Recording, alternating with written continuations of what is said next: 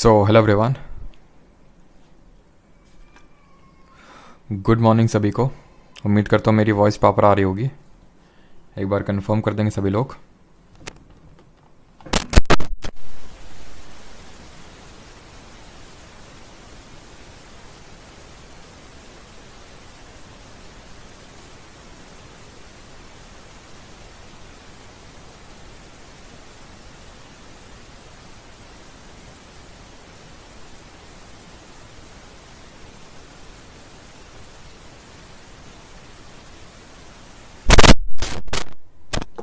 Okay, notes के regarding, हाँ हाँ हाँ हाँ हाँ हाँ हाँ, ठीक। गुड मॉर्निंग सभी। चलो, तो नोट्स के रिगार्डिंग नोट्स आपके शेयर हो चुके थे, है ना। इंग्लिश वाले और हिंदी वाले भी ये क्लास ख़त्म होने के बाद तुरंत शेयर हो जाएंगे।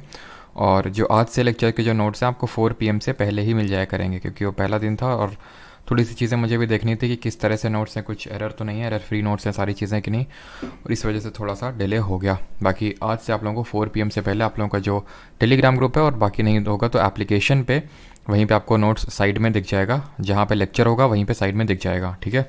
एंड बिकॉज कल काफ़ी लोग पूछ रहे थे कि सर कल तो आपने वीडियो लेक्चर को प्राइवेट ही नहीं किया, बिकॉज मैंने कल लास्ट में वीडियो में बोला था, क्योंकि कल पहला लेक्चर था, इस वजह से मैंने वो कर रखा था पब्लिक उसको, ठीक है। वो पब्लिक ही रहेगा, बाकी जो आगे आने वाले लेक्चर्स हैं वो फिर वैसे रहेंगे, ठीक है। जो तो आज हम लोग करने वाले हैं लेक्चर 2 फॉर द पॉलिटी, और इसमें आज हम लोग 3 टॉपिक्स को डील करने वाले हैं। एक तो है हमारा सोर्सेज ऑफ इंडियन कॉन्स्टिट्यूशन, ठीक है, सोर्सेज ऑफ इंडियन कॉन्स्टिट्यूशन। दूसरा है हमारा प्रियम्बल,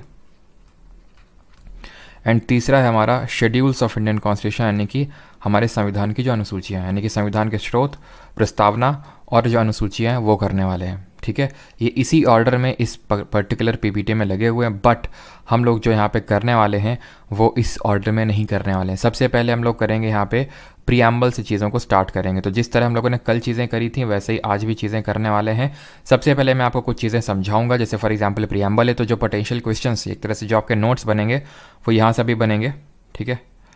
नोट्स यहाँ से पहले बनेंगे आपके प्रियम्बल ऑफ इंडियन कॉन्स्टिट्यूशन से, और उसके बाद चीज़ें स्टार्ट होंगी जो हम लोग क्वेश्चंस करते हैं वो। Is that clear?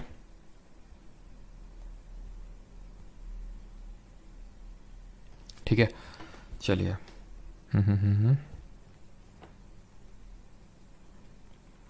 नोट्स का डेमो, हर चीज़ का डेमो चाहिए।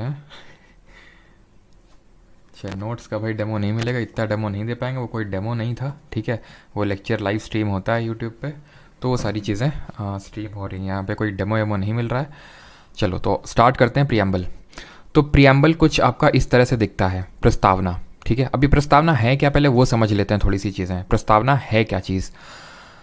तो प्रस्तावना एक तरह से हमारे कॉन्स्टिट्यूशन का जिस्ट है, एक सार है। जिस तरह हम कोई बुक स्टॉल पे जब कोई बुक लेने जाते हैं तो हम तुरंत विद इन सेकेंड्स बुक तो एकदम पढ़ नहीं सकते हैं, उस बुक के बारे में जान नहीं सकते अनटिल अनलेस कि हमें चिट्टी रोबो से कुछ शक्तियाँ प्राप्त हो, है ना। तो हम लोग सारी चीज़ें तो पढ़ नहीं सकते उसमें, तो हम क्या करते हैं, हम उसका जो समरी होता है, फिर इंडेक्स होता है, उसको पढ़ लेते हैं, और उससे हमें सारी चीज़ें पता चल जाती हैं उस पर्टिकुलर बुक के बारे में, और फिर हम अपना डिसीजन ले लेते हैं कि ये बुक को हमें परचेज़ करना है फिर नहीं, यानी कि एक तरह से हमें उस बुक के बारे में चीज़ें पता चल जाती हैं। क्यों? क्योंकि वो जो पर्टिकुलर समरी है वो हमें उस बुक के जिस्ट के बारे में बता देती है। अब यहाँ पे ये बात आती है प्रस्तावना, ये जो प्रियम्बल है हमारे कंट्री के कॉन्स्टिट्यूशन में आया कैसे और कहाँ से आया, वो चीज़ें समझ लेते हैं। तो कल के लेक्चर में हम लोगों ने देखा था कि हमारे नेहरू जी, जवाहरलाल नेहरू जी ने क्या किया था, ऑब्जेक्टिव रेजोल्यूशन मूव किया था। उन्होंने क्या मूव किया था? ऑब्जेक्टिव रेजोल्यूशन, जिसको बोलते हैं उद्देश्य प्रस्ताव। जल्दी से आप कमेंट में बताएंगे कि इन्होंने ऑब्जेक्टिव रेजोल्यूशन किस डेट को मूव किया था, और इसको अडॉप्ट या फिर एक्सेप्ट कब किया गया था हमारी संविधान सभा यानी कि कॉन्स्टिट्यूएंट असेंबली के द्वारा। तो ऑब्जेक्टिव रेजोल्यूशन की अगर हम बात करें तो फर्स्ट जो हमारा फर्स्ट सिटिंग हुई थी कॉन्स्टिट्यूएंट असेंबली की, वो 9 दिसंबर 1946 को हुई थी, और उसके अगले 4 दिन बाद ही 13 दिसंबर 1946 को हमारे जवाहरलाल नेहरू ने इसको कॉन्स्टिट्यूएंट असेंबली के सामने मूव किया, और इसको एक्सेप्ट कर लिया हमारी कॉन्स्टिट्यूएंट असेंबली ने 22 जनवरी 1947। एक्चुअल में यही ऑब्जेक्टिव रेजोल्यूशन है, उद्देश्य प्रस्ताव है, जो बाद में प्रियम्बल का रूप लेता है। प्रियम्बल का एक तरह से फॉर्म बनता है, ऑब्जेक्टिव रेजोल्यूशन का एक मॉडिफाइड फॉर्म बनता है हमारा प्रियम्बल, यानी कि प्रस्तावना। एक तरह से क्या है, जिस्ट है, समरी हमारे कॉन्स्टिट्यूशन की। Is that clear? अब यहाँ पे एक बहुत ही पोटेंशियल क्वेश्चन बनता है कि प्रियम्बल, अगर फॉर एग्जांपल यहाँ पे मैं एक स्टेटमेंट बना दूँ कि प्रियम्बल वाज फॉर्म्ड और made before the whole before the complete constitution was formed. तो आप में से काफ़ी लोग इसको सही मान लेंगे स्टेटमेंट को, बिकॉज आपको लगेगा कि ऑब्जेक्टिव रेजोल्यूशन तो 13 दिसंबर को मूव किया गया था जब हमारा कॉन्स्टिट्यूशन बनना स्टार्ट ही हुआ था, बट दिस इज़ रॉन्ग। क्यों? क्योंकि ऑब्जेक्टिव रेजोल्यूशन मूव हुआ था, लेकिन जो हमारा प्रियम्बल बना था वो पूरा जब कॉन्स्टिट्यूशन कंप्लीट हो गया था बनना तब बना था प्रियम्बल को। जो नोट्स बना रहे हैं इस चीज़ को ऐड करेंगे, ठीक है, उसमें कि पूरा जब प्रियम्बल बन चुका था तब हमारा, जब पूरा कॉन्स्टिट्यूशन बन चुका था तब हमारा प्रियम्बल जाके it was made in the last, पूरे लास्ट में जाके ये बना था। बहुत ही लॉजिकल है ये चीज़ को सोचना। अब मान लेते हैं कि हमने कोई चीज़ ऐसी लिख दी समरी में कि भाई ऐसा ऐसी चीज़ें हैं, वो चीज़ हमारे कॉन्स्टिट्यूशन में है ही नहीं, तो हम पहले कैसे किसी चीज़ की समरी लिख सकते हैं? समरी तो तभी लिखी जा सकती है ना जब उस पूरी चीज़ को पढ़ा जाए। जैसे आपकी एक प्रेसी राइटिंग होती है, जैसे मैंने CAPF एग्ज़ाम लिखा था, तो CAPF AC एग्ज़ाम में क्या होता है, एक प्रेसी राइटिंग आता है जहाँ पे फॉर एग्जांपल आपको 300 वर्ड का एक कुछ ऐसा मिल जाएगा पैरा, और उसमें आपको 1/3 में रिड्यूस करके लिखना होता है। अब 1/3 मतलब जब आप उसको पूरा पढ़ेंगे तभी तो उसको 1/3 में रिड्यूस कर पाएंगे। तो आई होप अभी आप समझ पा रहे होंगे। तो पहले हम प्रियम्बल को देखते हैं, इंग्लिश और हिंदी यहाँ पे दोनों में लगा हुआ है, और इसका मतलब समझते हैं। उसके बाद फिर हम इससे क्या पोटेंशियल क्वेश्चन बन सकते हैं वो देखेंगे, ठीक है। अरे हिंदी में भी मिल जाएंगे भाई, क्लास पे टाइम पे आया करिए, ठीक है। तो कॉन्स्टिट्यूशन ऑफ, यहाँ पे ये प्रियम्बल इंग्लिश में है और यहाँ पे हिंदी में है। We the people of India having solemnly resolve to constitute into India, से पूरा लिखा हुआ है, आप पढ़ सकते हैं, लेकिन अब इसको मैं आपको कुछ अलग तरीके से पढ़ाने वाला हूँ, ठीक है। मैं आपको आपके शब्दों में इसको पढ़ाने की कोशिश करता हूँ। जैसे फॉर एग्जाम्पल आपने बोला कि we the students of SSC, किस तरह से वी, अभी पूरी सारी चीज़ें आप समझ जाएंगे जो यहाँ से पोटेंशियल क्वेश्चन बन सकते हैं, इसी स्टोरी में आप समझ जाएंगे। We the students of SSC having solemnly resolve to constitute ourselves into a knowledgeable and more empowered student, and to secure to ourselves justice, liberty, equality, fraternity. To secure ourselves justice किससे, मतलब हम SSC के जो छात्र हैं वो जो कि खुद को नॉलेजेबल बनाना चाहते हैं, खुद को एम्पावर करना चाहते हैं और खुद के लिए जस्टिस सिक्योर करना चाहते हैं। जस्टिस मतलब न्याय। न्याय आप किससे दिलाना चाहते हैं? तो भाई जो घर की डांट है उससे न्याय दिलाना चाहते हैं, जो टीचर्स डांट दे देते हैं उससे हम खुद को जस्टिस दिलाना चाहते हैं, न्याय दिलाना चाहते हैं। खुद के लिए लिबर्टी सिक्योर करना चाहते हैं। लिबर्टी मतलब आज़ादी। आज़ादी कैसे मिलेगी? जब जॉब मिलेगी, ठीक है। तो हम अगर जॉब मिलेगी तो हमें जस्टिस मिलेगा, हमें लिबर्टी भी मिलेगी कहीं भी घूमने फिरने की, हमें इक्वालिटी मिलेगी समाज में, दोस्तों के बीच में, ठीक है, समानता मिलेगी। और फ्रैटर्निटी का मतलब होता है बंधुत्व, यानी कि भाईचारा। हिंदी में सारी चीज़ें यहाँ पे लिखी हुई, राष्ट्रीय एकता, और वही फ्रैटर्निटी का मतलब होता है ब्रदरहुड। तो हमें ब्रदरहुड मिलेगा, यानी कि हमारे भी फ्रेंड्स बनेंगे, जो हमें अभी लोग अभी फ्रेंड्स अपना नहीं बनाते, वो भी फ्रेंड्स बनाएंगे। सो on this date of 1st August 2023, do hereby adopt, enact and give to ourselves this course of Parmar sir, ठीक है, बैच बेचने की निंजा टेक्निक, ठीक है। तो इस तरह से आप इन चीज़ों को, अब मैंने इस तरह से स्टोरी से रिलेट करके आपको क्यों बताया, इसलिए बताया ताकि मैं आपको प्रियम्बल के इंग्रेडिएंट्स बता सकूं। अब यहाँ से एक चीज़ ध्यान से सुनिए, जो यहाँ से एक चीज़ मैं आपको बताने जा रहा हूँ। प्रियम्बल से क्या क्या टाइप ऑफ क्वेश्चन बनेंगे। सबसे पहले तो प्रियम्बल से पूछेगा प्रियम्बल का सोर्स क्या है। नहीं, सबसे पहले पूछेगा, आप सोर्स ही पूछ सकता है कि प्रियम्बल हमने कहाँ से बोरो किया है, ठीक है। तो याद रखना, अगर बोरो की बात आएगी तो हम तुरंत बोलते हैं USA, बट इसमें थोड़ा सा चेंजेस है, ठीक है। USA है, बट USA से हमने कॉन्सेप्ट बोरो किया है, एक प्रियम्बल होना चाहिए। बट अगर हम लैंग्वेज की बात करें कि हमने लैंग्वेज जो ये कहाँ से बोरो की है, तो हमने ऑस्ट्रेलिया के कॉन्स्टिट्यूशन से बोरो की है, ठीक है। आई अगेन रिपीट, अगर आपके एग्जाम में क्वेश्चन आएगा तो यू विल मार्क USA। अगर बहुत स्पेसिफिकली पूछेगा कि लैंग्वेज कहाँ से लिया, देन ऑस्ट्रेलिया। बोरो कहाँ से किया है।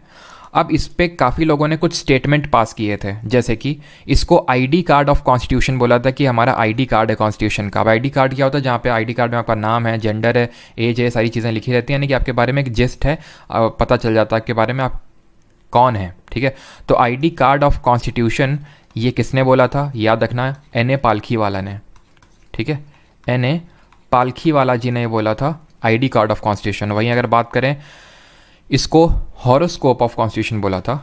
हॉरोस्कोप का मतलब है कि भाई आपने छोटा सा यहाँ से आपने देखा और सारी चीज़ें आपको एक बड़ा व्यू मिल गया। इसको देख के, प्रियम्बल को देख के आपको एक पूरे कॉन्स्टिट्यूशन का बड़ा व्यू मिल जाता है, बिकॉज हमारा कॉन्स्टिट्यूशन जो इंडिया का कॉन्स्टिट्यूशन है आप भी जानते हैं ये largest written constitution of the world है, सबसे बड़ा लिखित संविधान है पूरे विश्व का। इसी वजह से इसको हम बोलते हैं हॉरोस्कोप, प्रियम्बल को बोलते हैं हॉरोस्कोप ऑफ आवर कॉन्स्टिट्यूशन। इसको किसने बोला था, ये रिमार्क किसने दिया था? हमारे के.एम. मुंशी जी ने दिया था। अब के.एम. मुंशी जी से आपको क्या क्या चीज़ें याद आती हैं जल्दी से कमेंट में उसको लिख दीजिए, बिकॉज जो हम लोगों ने कल चीज़ें पढ़ी थी, हमने क्या चीज़ें पढ़ी थी? एक तो मुंशी जी हमारे ड्राफ्टिंग कमेटी के मेंबर थे। ड्राफ्टिंग कमेटी के जो 7 मेंबर्स थे, 7 सदस्य थे, जिसके चेयरमैन हमारे अम्बेडकर जी थे, उसमें के मेंबर थे। और दूसरा हमारी जो कमिटीज़ बनी थी कॉन्स्टिट्यूएंट असेंबली में, 8 मेजर और 13 माइनर, यानी 8 मुख्य और 13 लघु। उसमें से जो एक माइनर कमेटी थी बिजनेस एडवाइजरी कमेटी, ठीक है, बिजनेस एडवाइजरी कमेटी, उसके ये चेयरमैन थे। यहाँ तक क्लियर हो गया।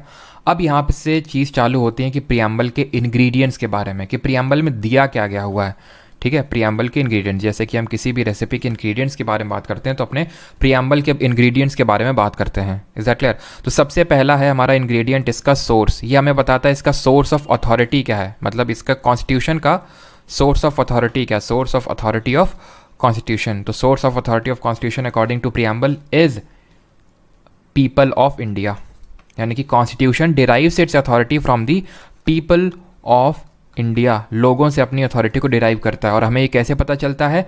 We the people of India, हमने भारत के लोगों ने खुद को ये संविधान दिया है। तो सोर्स ऑफ अथॉरिटी क्या है? People of India. दूसरा इंग्रेडिएंट है इसका नेचर, इसके नेचर के बारे में पता चलता है। जैसे हमें आपने बोला था कि we the students of SSC who want ourselves to be more knowledgeable, more empowered. तो ये आप नॉलेजेबल, एम्पावर करके खुद के नेचर के बारे में आप बता रहे हैं। तो ये जो यहाँ पे चीज़ें लिखी हुई है ना, sovereign, socialist, secular, democratic Republic, अब इसका मतलब भी देखेंगे, क्वेश्चन तो करेंगे ही, लेकिन अब इसका मतलब भी यहाँ पे देखेंगे। Sovereign, socialist, secular, democratic Republic, justice, liberty, equality, fraternity का मतलब क्या होता है, ठीक है। तो नेचर क्या है इसका?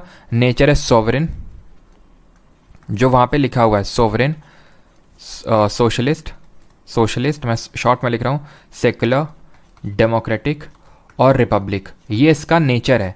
तीसरा इसका जो इंग्रेडिएंट है दैट इज़ इसका ऑब्जेक्टिव। किसके ऑब्जेक्टिव क्या है? ये करना क्या चाहता है? आप क्या करना चाह रहे थे? खुद को जस्टिस दिलाना चाह रहे थे, ठीक है, न्याय दिलाना चाह रहे थे। आप खुद को लिबर्टी दिलाना चाह रहे थे, आज़ादी दिलाना चाह रहे थे, खुद को आज़ाद करना चाहते थे इन बेड़ियों से ठीक है। इक्वालिटी खुद के लिए इंश्योर करना चाहते हैं आप, ताकि आपकी जॉब लगे। और फ्रैटर्निटी, ताकि आपका जो है ब्रदरहुड बढ़े, फ्रैटर्निटी। और वो कैसे आप करेंगे? वो करेंगे आप खुद को जीके का ये कोर्स लेके ठीक है। और किस डेट को लिया है आपने ये कोर्स? वो है डेट ऑफ अडॉप्शन। तो अपना प्रियम्बल बना लीजिएगा अपने अकॉर्डिंग, जिसने जब भी कोर्स में एनरोल किया उस हिसाब से। तो डेट ऑफ अडॉप्शन इसमें लिखा हुआ है। और डेट ऑफ अडॉप्शन क्या लिखा हुआ हमारे कॉन्स्टिट्यूशन में, मतलब हमारे प्रियम्बल में कॉन्स्टिट्यूशन का? 26 नवंबर 1949, ये हमारी डेट ऑफ अडॉप्शन लिखी हुई है कॉन्स्टिट्यूशन में। यहाँ पे आप देख सकते हैं, in our constituent assembly this 26 day of November 1949 do hereby adopt, enact and give to ourself this constitution, ठीक है। तो ये सबसे पहला जो हमें कंपोनेंट है, जो सबसे पहला पार्ट है, ये हमें सोर्स के बारे में बता रहा है। तो यानी कि सोर्स ऑफ अथॉरिटी क्या है कॉन्स्टिट्यूशन का? तो पीपल ऑफ इंडिया है। ये उसके नेचर के बारे में बता रहा है। ये इसके ऑब्जेक्टिव के बारे में बता रहा है कि ये हमें सिक्योर करना है, यानी कि भारत के लोगों को ये दिलाना है, जस्टिस दिलाना है, लिबर्टी दिलाना है, इक्वालिटी दिलाना है, फ्रेटर्निटी दिलाना है। और ये हमारा date of adoption of constitution, इस दिन हमने अपने संविधान को अपनाया। जिस दिन हम क्या मनाते हैं? संविधान दिवस मनाते हैं, कॉन्स्टिट्यूशन डे सेलिब्रेट करते हैं। जल्दी से आप बताइए कि हमने अपने संविधान को कब एनफोर्स यानी लागू किया। फिर तब तक मैं आपको ये समझाता हूँ कि जस्टिस हमारे प्रियम्बल में कितने तरह की दी है। 3 तरह की, सोशल, इकोनॉमिक, पॉलिटिकल, अभी मतलब समझेंगे। लिबर्टी 5 तरह की दी हुई है, thought, expression, believe, faith and worship. Sir क्या रटनी है? जी हाँ रटनी है। इक्वालिटी 2 तरह की है, स्टेटस एंड अपॉर्चुनिटी। फ्रैटर्निटी सिर्फ एक ही तरह की, और वो खुद फ्रैटर्निटी ही है। हमने डेट ऑफ एनफोर्समेंट ऑफ हमारा कॉन्स्टिट्यूशन है 26 जनवरी 1950। इससे क्या याद आना चाहिए? 24 जनवरी 1950। 24 को क्या हुआ था? एक तो साइन हुआ था हैनिटन कॉन्स्टिट्यूशन में। 24 को national anthem, national song adopt किया था। 24 जनवरी 1950 को ये हमारी लास्ट सीटिंग हुई थी कॉन्स्टिट्यूएंट असेंबली को। और 24 जनवरी 1950 को ही हमने राजेंद्र प्रसाद को first president of India elect किया था हमारी कॉन्स्टिट्यूएंट असेंबली ने। Is that clear? तो ये सारे हमने इसके इंग्रेडिएंट भी समझ लिए। अब इसका हम एक एक करके मतलब समझेंगे कि यहाँ पे जो वर्ड्स लिखे हुए हैं डिफ़िकल्ट से, जैसे कि सॉवरेन, जिसका मतलब होता है संप्रभुता, इनके मतलब क्या है। लेकिन पहले मुझे इतना बताइए कि यहाँ तक किसी का कोई डाउट तो नहीं है। आई होप यहाँ तक किसी का कोई डाउट नहीं होगा। किसी का कोई डाउट तो नहीं यहाँ तक? 26 जनवरी 1905 नहीं 1950,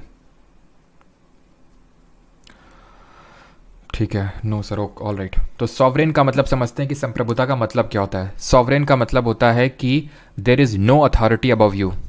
तो हमारे इस केस में मतलब हम खुद को एक तरह से आप ऐसे समझ लें कि हम खुद के ऊपर कोई अथॉरिटी नहीं है हमारे, नो अथॉरिटी अबव अस, या फिर हम इस केस में अपने बोल सकते हैं इंडिया, यानी कि भारत के ऊपर कोई और अथॉरिटी, हायर अथॉरिटी नहीं है। जैसे कि पहले ब्रिटिश टाइम पे होता था कि ब्रिटिशर जो बोलते थे, जो लॉ हमारे लिए इनैक्ट करते थे, वो हमें फॉलो करना पड़ता था। हम तब सॉवरेन नहीं थे क्योंकि कोई और हम पे रूल कर रहा था। तो सॉवरेन का मतलब है कि कोई हमें रूल कर नहीं रहा and we are free to take our decisions. ठीक। सोशलिस्ट की अगर बात करते हैं, जो हमारा sovereign, socialist, secular, democratic, republic, उन सबका मतलब देखेंगे। सोशलिस्ट का मतलब क्या है? सोशलिस्ट का मतलब हिंदी में होता है समाजवाद। अब समाजवाद का मतलब क्या होता है?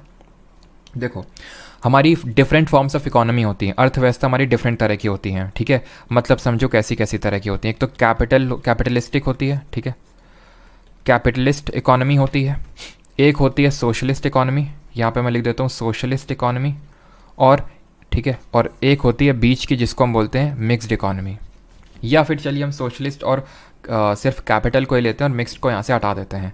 अब देखिए, कैपिटलिस्ट इकोनॉमी वो होती है जहाँ पे, मैंने आपको कल भी बताया था, पूंजीवाद इसको हिंदी में बोलते हैं, जहाँ पे पूंजीवादियों का पूरा शासन चलता है।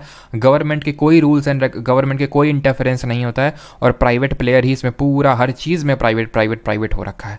सोशलिस्ट इसका एकदम उल्टा है। सोशलिस्ट का मतलब है समाजवाद, यानी कि सारी चीज़ें एक तरह से हम बोल सकते हैं गवर्नमेंट के हाथ में है। लेकिन इसके भी डिफरेंट टाइप होते हैं, जैसे कि एक तो कम्युनलिस्टिक सोशलिज्म होता है। कम्युनलिस्टिक सोशलिज्म जैसे फॉर एग्जांपल रशिया, चाइना जैसी कंट्रीज़ में, कि हर चीज़ में गवर्नमेंट ही रहेगी, हर चीज़ पे गवर्नमेंट ही ओन करेगी, यानी कि हर चीज़ कहीं पे भी प्राइवेट प्लेयर को मौका नहीं मिलेगा। लेकिन जो हमारे यहाँ इंडिया में जो सोशलिज्म है वो डेमोक्रेटिक सोशलिज्म है। डेमोक्रेटिक सोशलिज्म ये बोलता है कि सबको बराबर मौका मिलेगा, गवर्नमेंट भी रहेगी, प्राइवेट प्लेयर्स भी खेलेंगे। बस ये है कि सोशलिज्म रहना चाहिए, सभी में इक्विटेबल डिस्ट्रीब्यूशन ऑफ वेल्थ रहना चाहिए, लेकिन हम उसको इस तरह से अचीव नहीं करेंगे जैसे कम्युनिस्ट कंट्रीज़ करती हैं। कैसे?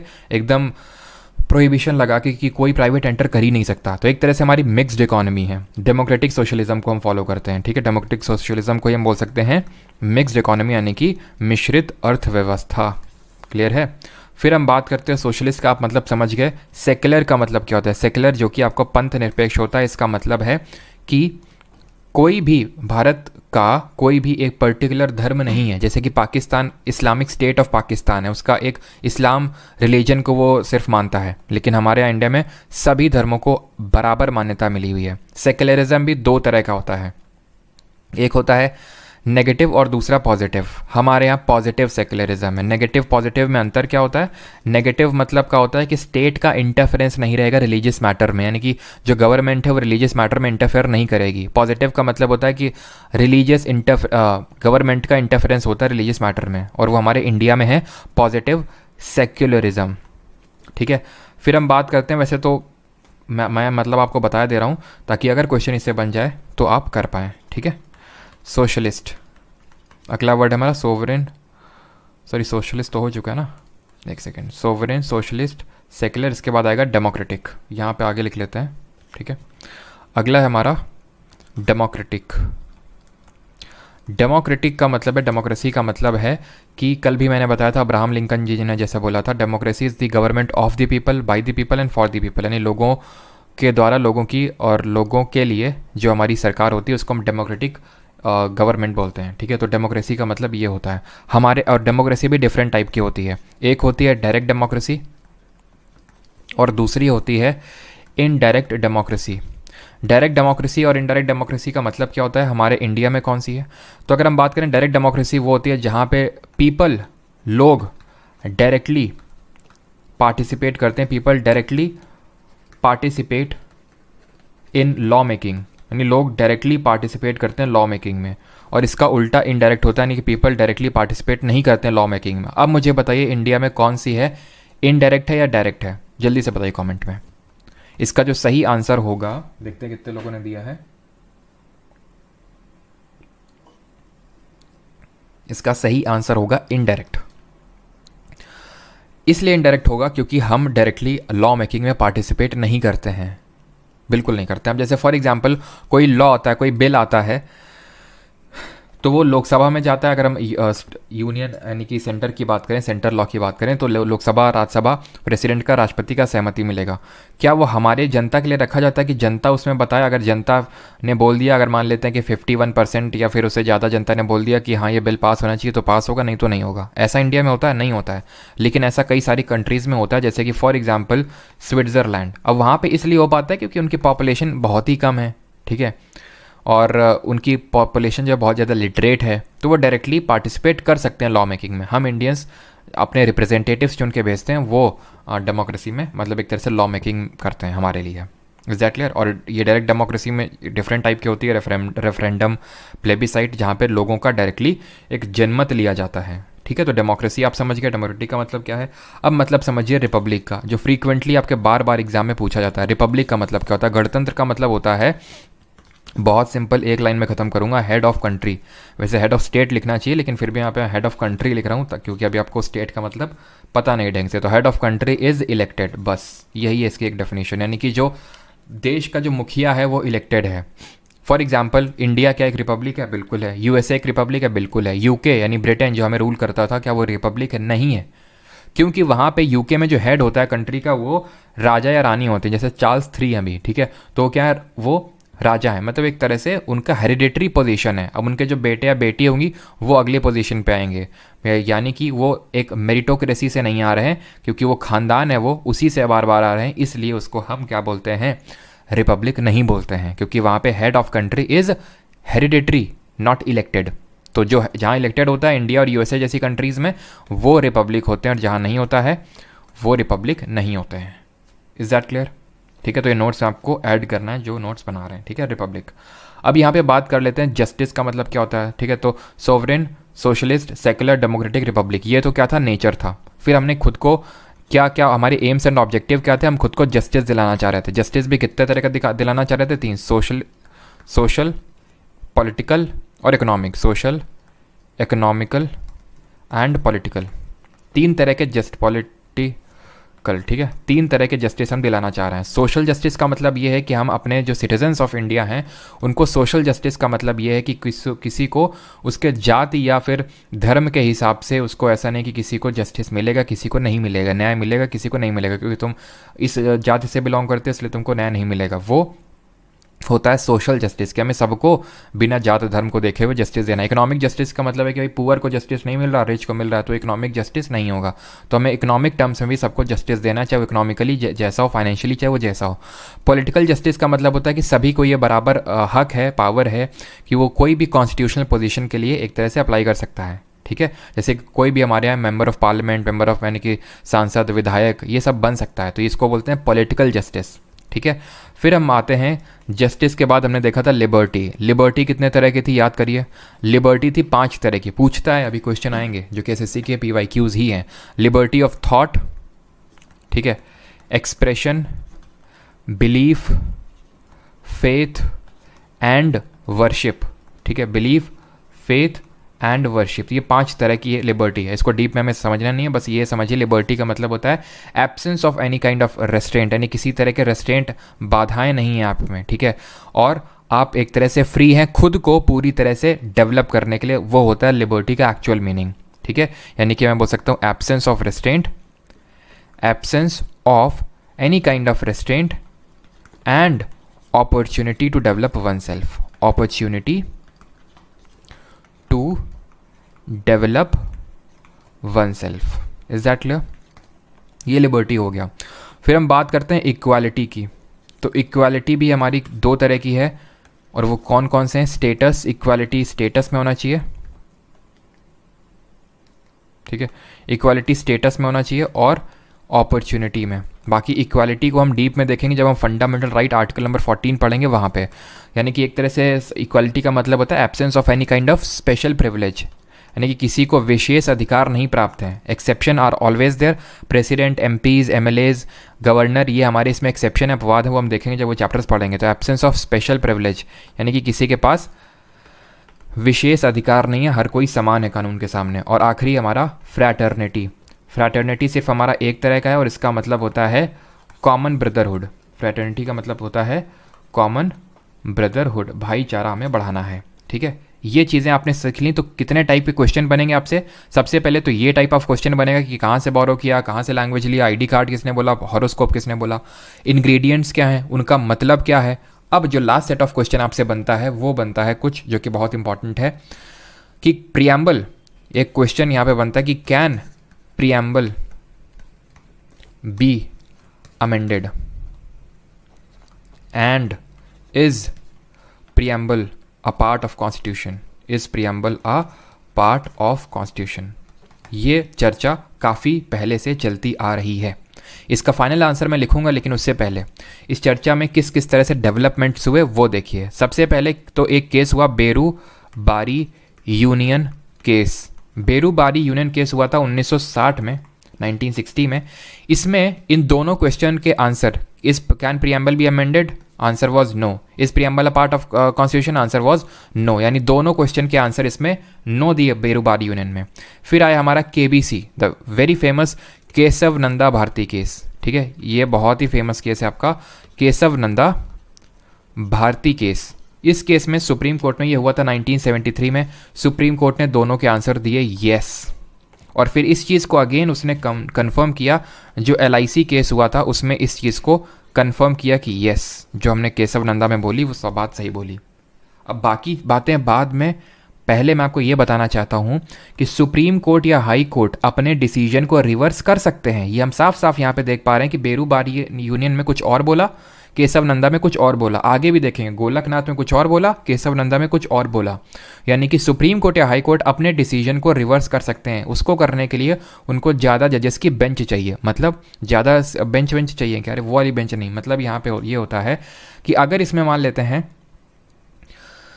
7 जज बैठे थे, तो अगर इसमें जो डिसीजन दिया गया था अगर इसको रिवर्स करना है तो ज़्यादा जजेस बैठने चाहिए और वो तब डिसीजन देना चाहिए। केशव नंदा भारती केस अब तक की सबसे बड़ी जजेस बेंच थी, जिसमें कि 13 जजेस बैठे थे।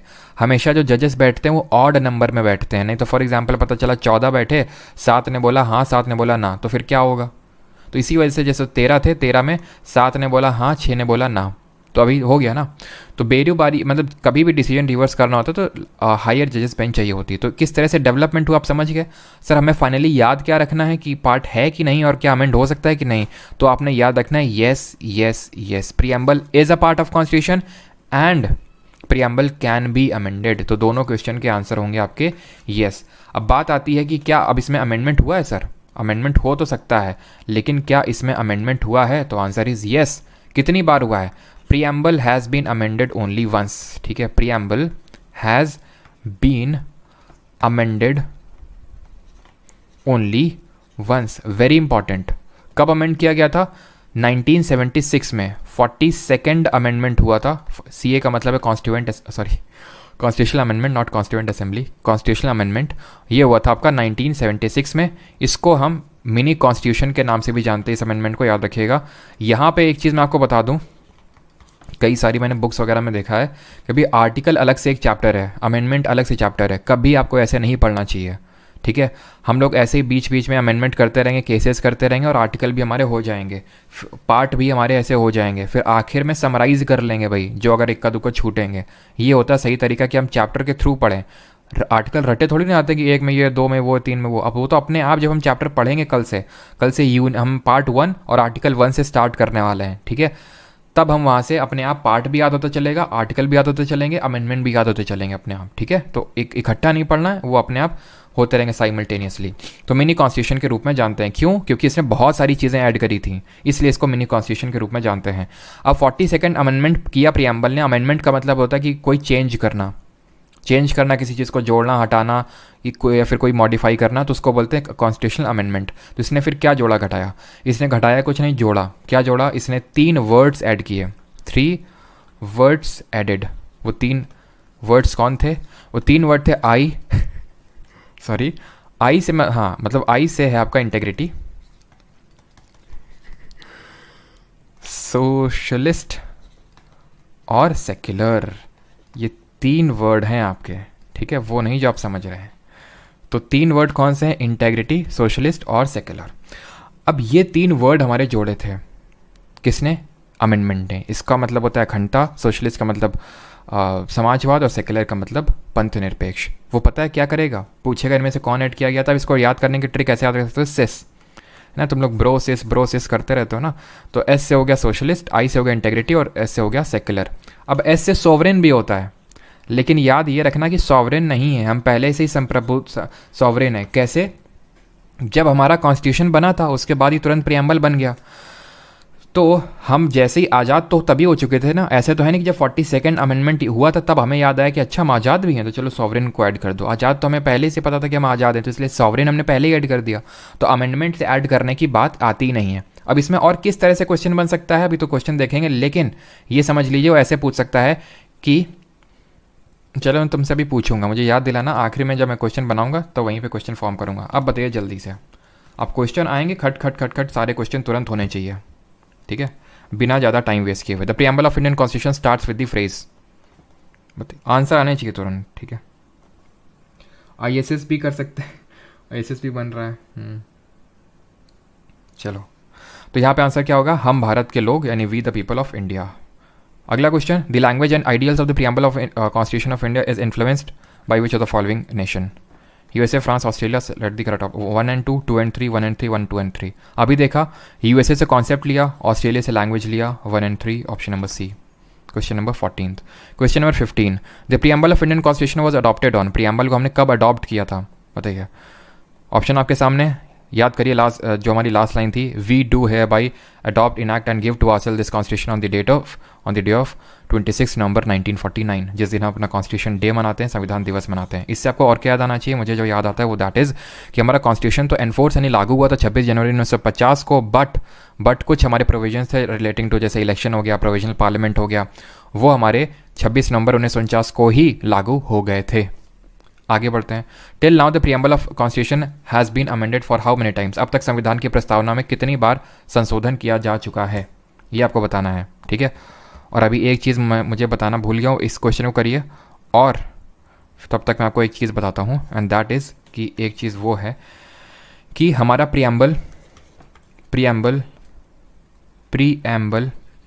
इज़ नॉन जस्टिफाइबल, ठीक है, नॉन जस्टिसेबल या फिर नॉट जस्टिसेबल, नॉन भी लिख सकते हैं, नॉन लिख लीजिए, नॉन जस्टिसेबल। अब ये चीज़ जब मैं तुम्हें फंडामेंटल राइट पढ़ाऊंगा तब भी ये चीज़ आएगी, justiciable, non justiciable. Fundamental duty पढ़ाऊंगा वहाँ पे भी आएगा, डीपीएस भी पढ़ाऊंगा वहाँ पे भी आएगा, ठीक है।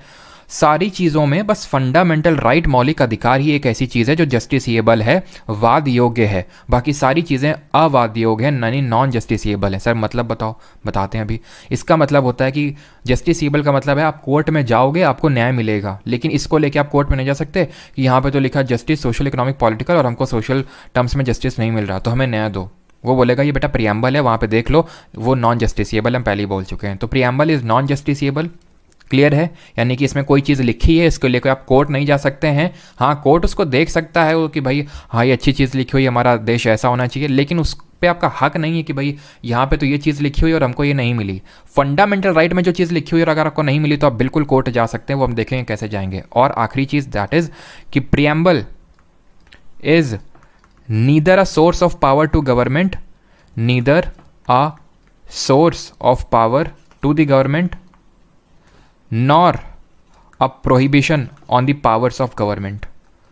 यानी कि ना तो प्रियम्बल कोई पावर देता है हमारे सरकार को कि भाई तुम्हें ये तुम कर सकते हो, फिर तुम्हें करना है, ना ही वो कोई रिस्ट्रिक्शन लगाता है गवर्नमेंट की पावरों की तुम ये नहीं कर सकते हो, जो फंडामेंटल राइट करता है। मौलिक अधिकार बोलता है कि state shall not give titles, यानी कि जो सरकार है वो किसी को टाइटल नहीं दे सकती महाराजा राजा का, इस तरह का। स्टेट डिस्क्रिमिनेट नहीं कर सकती हैं जब पब्लिक एम्प्लॉयमेंट की बात आती है, यानी स्टेट यानी ये नहीं कर सकता है हमारी गवर्नमेंट, उसमें लिखा हुआ है, यानी वो प्रोहिबिशन है उनकी पावर में। लेकिन प्रियम्बल ना तो पावर देता है ना तो पावर छीनता है, ये चीज़ याद रखिएगा। क्वेश्चन नंबर 16 की बात करें, आंसर यहाँ पे वंस होगा, एक ही बार अमेंड हुआ है, दैट इज़ 42nd अमेंडमेंट, ठीक है, 1976। सिस यानी कि सोशलिस्ट, सेक्युलर, या फिर आईएसएस करके बात कर सकते हैं, जैसे याद रखें सोशलिस्ट, सेक्युलर और इंटेग्रिटी, ठीक। अगले क्वेश्चन पे आते हैं। Preamble of Indian constitution reads India as, जल्दी से बताइए, क्वेश्चन नंबर 17, तुरंत अब करिए आप।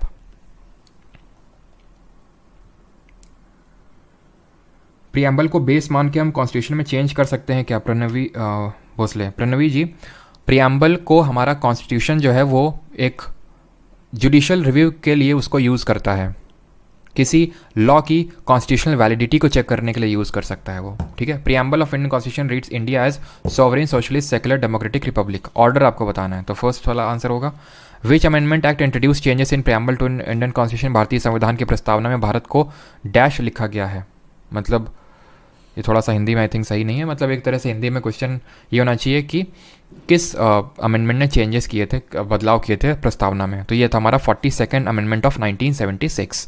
19th, which among the following is the correct expression of the term secular in India. निम्नलिखित में से कौन सा भारत में धर्मनिरपेक्ष शब्द का सही अभिव्यक्ति है। सेक्युलर, सेक्युलर का मतलब क्या है, India has many religion, India have religious freedom to follow the religion depends upon the will of an individual, there is no religion of the state in India. बताइए, भारत में अनेक धर्म हैं, इंडिया हैव रिलीजियस फ्रीडम, यानी कि एक तरह से हम बोल सकते हैं कि there is no religion of the state in India, यानी कि हमारा खुद का ऐसा कोई धर्म नहीं जैसे इस्लामिक स्टेट ऑफ पाकिस्तान है, वैसा कुछ नहीं है, हमारे यहाँ सभी धर्मों को बराबर मान्यता है। 20th, of the following words in the preamble of the Constitution of India which was not inserted through 42nd Amendment of 1976। इन सारे शब्दों में किसको 42nd अमेंडमेंट से नहीं जोड़ा गया था, तो answer would be socialist, secular, integrity को जोड़ा गया था, डिग्निटी को जोड़ा तो छोड़ो है ही नहीं है, गरिमा करके कोई तो शब्द ही नहीं है हमारे कॉन्स्टिट्यूशन में, ठीक है। तो 3 वर्ड हैं, याद रखना वहाँ पे, क्योंकि ये तो खैर प्रीवियस ईयर का ही है, लेकिन वहाँ प्रीवियस ईयर में सोशलिस्ट सॉवरेन भी लिख देगा, लेकिन सॉवरेन नहीं होगा, ये आपने याद रखना है।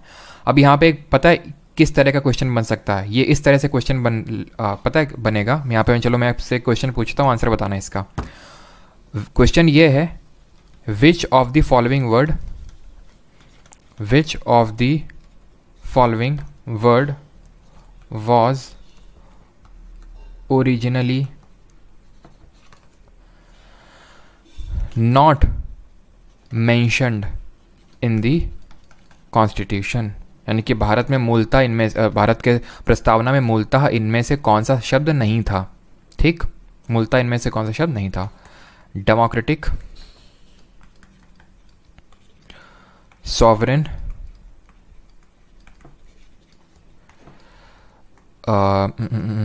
Secular, republic. बताइए, option number A, B, C, D, इसमें से आंसर क्या होगा। इनमें से मूलतः कौन सा शब्द नहीं था। मूलतः जब मैं बोलता हूँ, ओरिजिनली जब मैं बोलता हूँ, तो मैं बात कर रहा हूँ 26 नवंबर 1949 की, जब हमने अपने कॉन्स्टिट्यूशन को अडॉप्ट किया था। तो उनमें से कौन सा शब्द नहीं था, ये वाला नहीं होगा ना। क्यों? क्योंकि ये तो 42nd अमेंडमेंट से ऐड किया गया था, सोशलिस्ट सेक्युलर इंटेग्रिटी, तो ये ओरिजिनली नहीं था, बाद में ऐड किया गया था। तो इस तरह से भी क्वेश्चन बन सकता है, इसको याद रखिएगा। अगला क्वेश्चन है question number 21। At the time of enactment of constitution which of the following ideals was not included in the preamble. इनमें से कौन सा प्रियम्बल में इंक्लूडेड नहीं था, ये क्वेश्चन आपसे पूछा जा रहा है। सेक्युलर सबका सही है, विकी, रिचा, पुष्पा, सोनिया, जेएमके, शिवानी, चलो सबका सही है। आंसर बताइए इस क्वेश्चन का। At the time of enactment of constitution इनमें से कौन सा आइडियल्स नहीं था इंक्लूडेड। तो ऑब्वियस सी बात है, वही जो मैंने यहाँ पे क्वेश्चन पूछा वही सेम है। सोशलिस्ट, सेक्युलर और इंटेग्रिटी, इनको बाद में जोड़ा गया, तो option number A will be the answer. 22, preamble of constitution of India provides for the liberty of thought, expression, belief, faith and opportunity, education, participation and worship. रटना है आपको बार बार बैठ के, thought, expression, belief, faith, worship, thought, expression, belief, faith and worship. कितने तरह की हुई? 5 तरह की। Justice, social, economic, political, equality, status and opportunity, fraternity, सिर्फ फ्रेटर्निटी है, एक तरह की है। How many types of justice are mention in the preamble. प्रस्तावना में कितने प्रकार के न्यायों का उल्लेख है? 2, 3, 4, 5। Justice, social, economic and political, 3। Which of the following is true. बताइए, इस तरह के अच्छे अच्छे क्वेश्चन बनते हैं तो सारे ही रिसेंट के आपके एसएससी एग्जाम्स के क्वेश्चंस, लेकिन ये थोड़े से और अच्छे टाइप के क्वेश्चन बन जाते हैं। जो लोग जैसे मेंस टियर 2 वगैरह में बैठेंगे उनके लिए थोड़े से अच्छे क्वेश्चंस हैं ये। क्या प्रियम्बल अमेंड करके सेक्युलर हटा सकते हैं? आदर्श मिश्रा, बिल्कुल हटा सकते हैं, अमेंडमेंट हो सकता है, ठीक है, लेकिन बेसिक स्ट्रक्चर को बस नहीं बदला जा सकता है। ये है, अगर बेसिक स्ट्रक्चर में आप उसको डाल दिया, ठीक है, क्योंकि बेसिक स्ट्रक्चर भी हम आगे पढ़ेंगे कि कहीं कॉन्स्टिट्यूशन में लिखा नहीं हुआ है। अगर सुप्रीम कोर्ट ने बोल दिया कि सेक्युलरिज्म भारत का एक बेसिक स्ट्रक्चर है, तो कभी उसको हमारा पार्लियामेंट उसको अमेंड नहीं कर सकता है, ठीक है। तो अब यहाँ पे स्टेटमेंट पढ़ लेते हैं, इनमें से कौन सा सही है ये पूछ रहा है। तो in the Berubari case the supreme court has said that the preamble of the constitution is not a part of the constitution. बिल्कुल सही है ये तो, लेकिन रुक जाइए, मार करके आगे मत बढ़िए, because both A and B भी है। इन केशवानंदा भारती के supreme court has set that the preamble of the constitution is part of the constitution, ये भी सही है। तो आंसर क्या होगा? सी। ठीक है। और L I C versus union of India वाले केस में अगेन केशवानंदा भारती वाले को रीअफर्म किया था। Consider the following words, order में अरेंज करो इनको, सोशलिस्ट, सोवरेन, डेमोक्रेटिक, सेकुलर, जल्दी से ऑर्डर में अरेंज करना है। तो ऑर्डर हमने क्या पढ़ा था? ऑर्डर हमने पढ़ा था, और अगर आपको किसी क्वेश्चन में टाइम लेना होता है तो आप अपने अकॉर्डिंग टाइम ले लो, पॉज कर लो, टाइम ले लो, फिर उसको फास्ट फॉरवर्ड कर दो, अपने हिसाब से करो, यही आपका ऑनलाइन पढ़ने का फ़ायदा है। ठीक है। तो ऑर्डर है आपका सोवरेन, सोशलिस्ट, ठीक है, sovereign, socialist, secular, democratic, republic, 3142, option number A. ठीक है। अगला question, who describe the preamble of Indian constitution as the political horoscope, किसने पॉलिटिकल हॉरोस्कोप बताया था? तो ये देखो, एन ए पालखी वाला जी ने तो क्या बोला था, इन्होंने बोला था आईडी कार्ड है। के एम मुंशी, कन्हैया लाल मानिक लाल मुंशी जी ने बोला था पॉलिटिकल हॉरोस्कोप। ठीक है। मुंशी जी से क्या देना चाहिए? ड्राफ्टिंग कमेटी और business advisory committee. Bhimrao Ambedkar ji drafting committee के चेयरमैन थे। Which of the following persons has called the preamble as ID card of the constitution? अब सारे क्वेश्चन आराम से होंगे। किसने की नोट ऑफ द कॉन्स्टिट्यूशन किया था? अब देखिए, ये क्वेश्चन पूछा जा चुका है, लेकिन क्या हमने किया? नहीं किया। ठीक है। तो इस चीज़ को ऐड करना है वहीं पे जहाँ पे हम लोगों ने रिमार्क्स है ना, जो नोट्स बना रहे हैं उस चीज़ को ऐड करिएगा please.